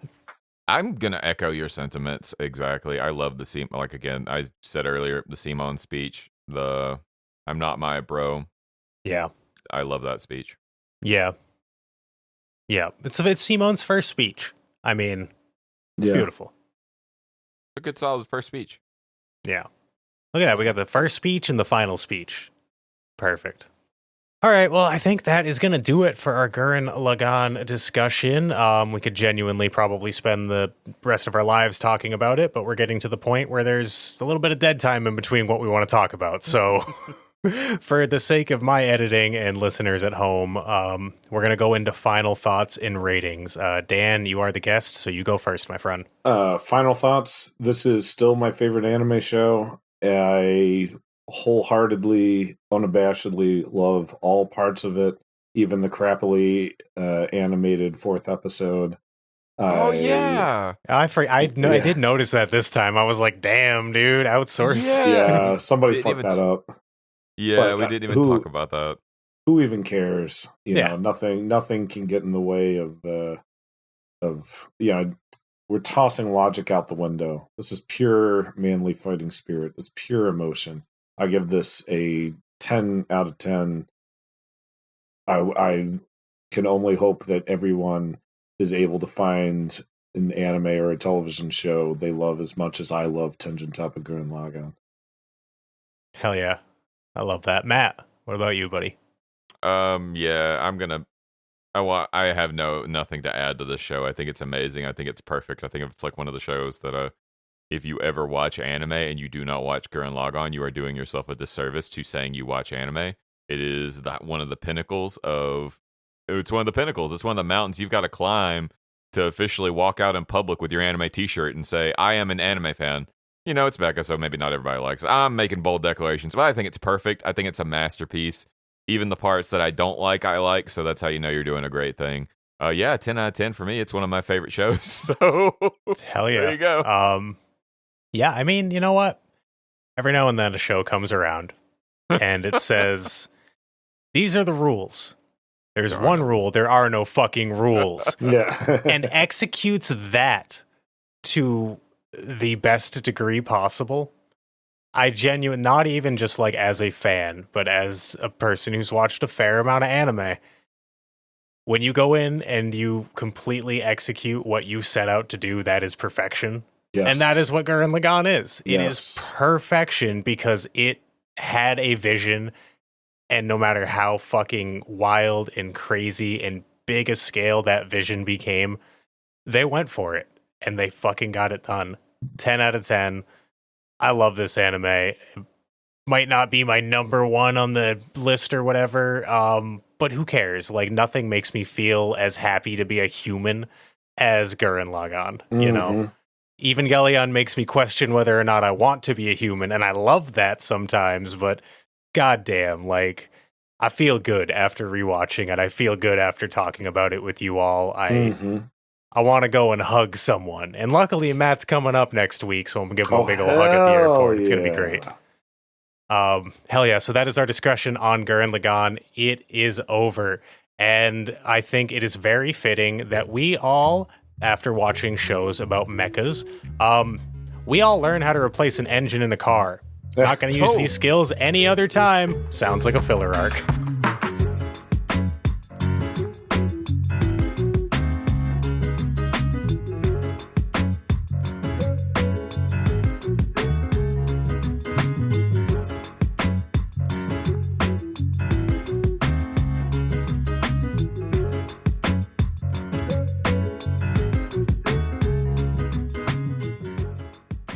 Hello and welcome into the filler arc, the section of the podcast where we talk about anything that has nothing to do with the main topic. So unfortunately, no Gurren Lagann talk allowed here, but anything else is a go. So Dan, again, you're the guest. Start us off. What have you been up to lately? Yeah, I've been up to a lot. The second half of this year has been action-packed for me. I was traveling all over Asia for the entire month of August. I was on tour with a band from Greece. We did a couple shows each in Indonesia, Singapore, Malaysia, Philippines, and Japan. That was amazing. I was home for the month of September. Then October, this month, I spent the last 2 weeks in the UK on tour with a band from Finland. And that was, also a tremendous adventure. That was killer. I'm home this week. Next week, I have to go back to Baltimore for the week. Then November and December, I'll be home. Yeah, I think my partner is irritated by my constant being out of town. But what can I say? I'm committed to living my best life. You know, as she, I hope lovingly describes me as a leaf in the wind. And I've really taken on that imagery. You know, I feel like that's an appropriate way of describing me because I do like to float around to the next interesting adventure going on. I'm always surprised. I toss on OHC and it's just like, so Dan's in this country you've never heard of. Yeah. It's like, oh, cool. Good for him, man. I hope he's having a good time. It's like, yo,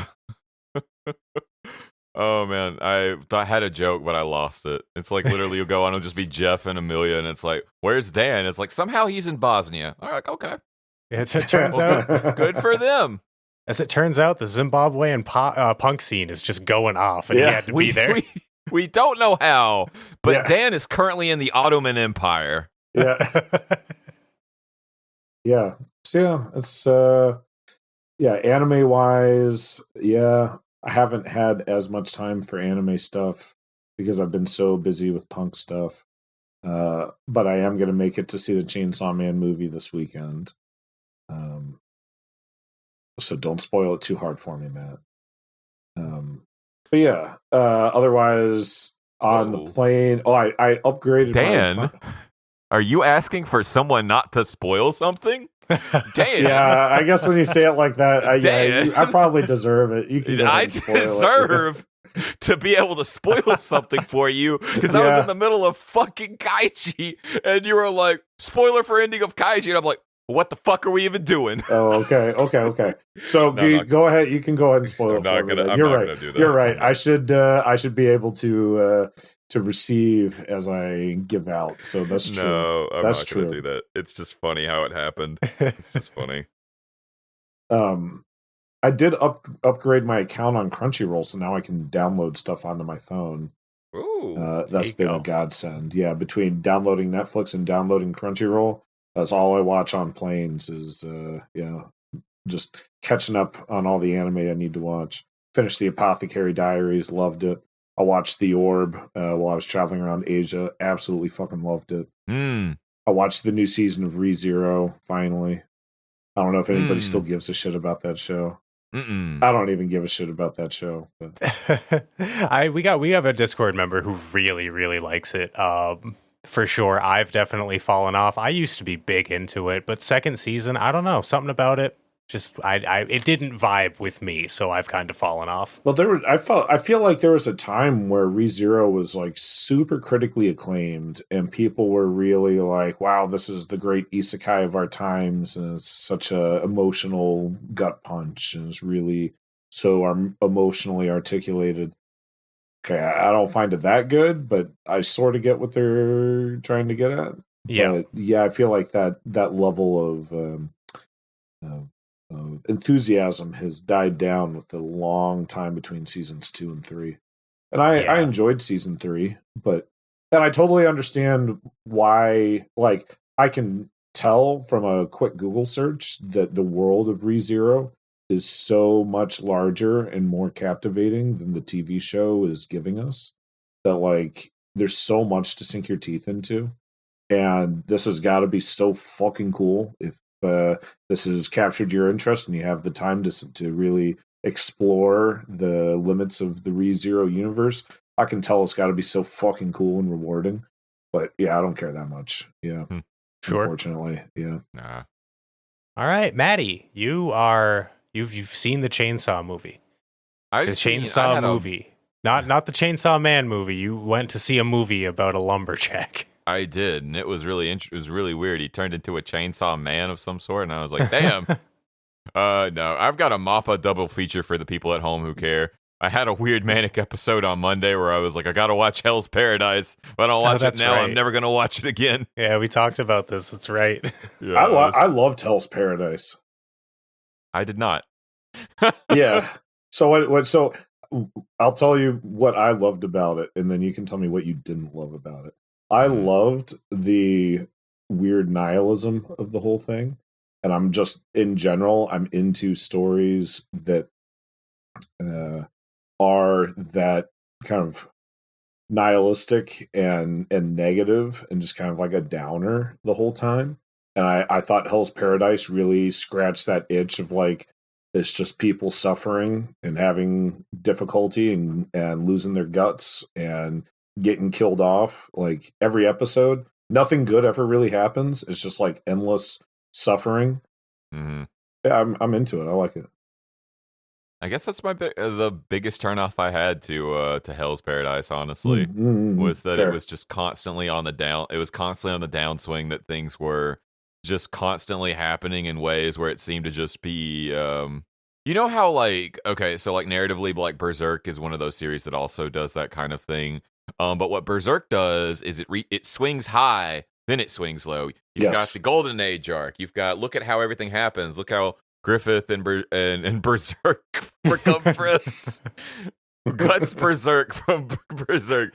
You got this whole upswing, and you got this like, oh, things are going great, and then it's just whoop, and then everything bad happens, and then you get like some of the Black Swordsman arc, and you get some of that stuff where Puck comes into play. And you like, he gets his band of friends, and then everything like whoops, downswing again. But it keeps, it's not teasing me. It's not giving me highs, and then it's giving me highs and lows, right? Hell's Paradise was just lows.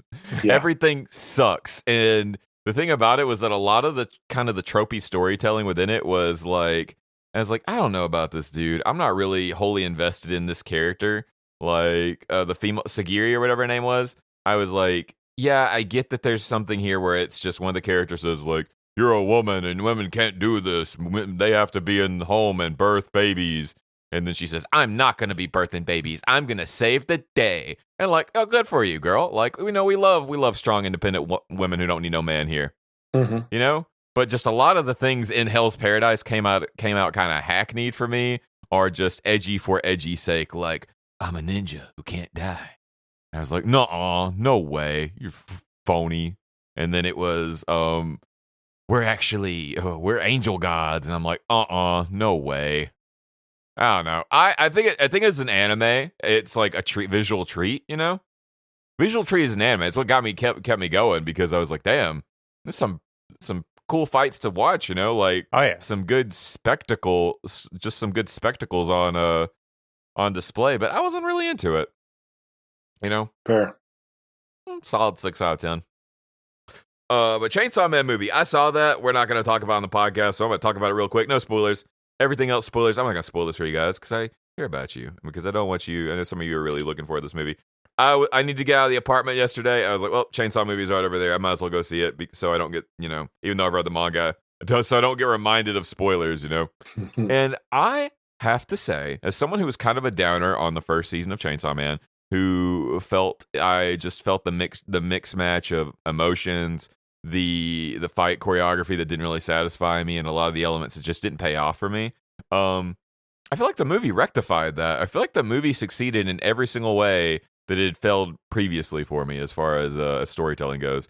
Obviously, the action in the animation, bombastic in multiple ways, in more than one way too. And some of the melancholy that's interred with some of the scenes, especially a scene where Denji goes to school with another character. I felt really that there was a lot of just pitifulness in Denji. Like he's such a tragic character now to me. He's such an overwhelmingly just, I should not be going to Awa and see panels that are like, Denji so me for real. You don't want to be Denji. You don't want to be Denji. Denji is tragic. Denji is, just because Denji hungers for a woman's touch and all that, does not make him you for real. Denji is a broken character, and we should not be idolizing him in any capacity. We should be hoping for his betterment. And I thought the movie was really good. Denji has an excuse to like pine over women like that as the way he was raised. A lot of the people who are like Denji is for me for real just need to wear deodorant, and that'll like really cut some fucking gap in there, you know? You are like Denji for real because you don't wear deodorant and because you stink and women don't want to be around you. Denji is Denji because Denji can't be around women because he didn't have the opportunity to. You could have the opportunity if you just put on some degree, for men or for women. Women can be stinky too. We're an equal opportunity stink avoidance podcast. That being said, if you are listening and you were raised by the Yakuza, you obviously get a pass. You know what I mean? Like, yes, if you were raised by the Yakuza and you had to sell some of your testicles, then I am so sorry. But yeah, no, this movie was really good. I left it. I didn't even stay through the credits knowing there was a post-credit scene. I just had to sit there and go, damn. I knew it was going to happen, but damn. Okay, so there is a post-credit scene. There is a post-credit scene. And thanks. That's good to know. Yeah, there you go. Oh, you should sit through the ending. The post-credit scene is I feel like it's a good one. They should have just made it part of the actual finale, but I get why they didn't. But yeah, it was a really great movie. The music in it is stellar. There's a piano piece that I actually looked up and added to my playlist. That's how good it is. Called "In the Pool." It's a soft piano piece, and whenever it became kind of the leitmotif for another character, I said, "Oh man, that's painful. That's painful." So yeah, as of the time of recording, that movie is currently the second highest thing on my anime list. Oh my god! Wow. Yeah. My boy Steins Gate keeps getting dunked lower and lower. And is Free Run still number one? Was Free it is Run still number one. Yeah. That checks out. That checks. Deservedly so. But no, I want to check out the Chainsaw Man movie. I loved the series. I thought it was fantastic. Everything that you're saying about the movie, like I got out of the first season. There's definitely moments in that movie that are going to reward you as someone who likes the soft Aki making his coffee scene. At one point, I literally thought they were paying umbrage to kind of stroke their dicks a little when they had another scene of Aki preparing coffee. I love it, okay. Oh yeah, no, we're like free. We're free at some point. We should go see it. I can see it again. Hell yeah. Yeah, I mean, yeah. if it's, honestly, where I live, like, it's anime movies are kind of like, to see the Demon Slayer movie, Mugen Train, it was a little bit before anime became as popular as it is. JD and I had to go to New Hampshire. What? Just like there were no showings in Maine whatsoever. Crazy. Yeah. Crazy. Yeah, it's a bummer. Yeah. Luckily, I did see the Haikyuu movie local. Saw it twice, actually. So that was, I guess it's probably, there's like a 50-50 shot that Chainsaw Man movie will be like available for me to watch. Well, it's blowing up.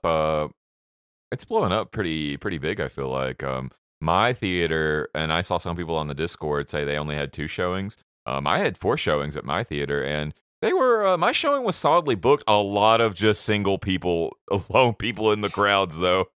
As I was also a lone visitor in that crowd.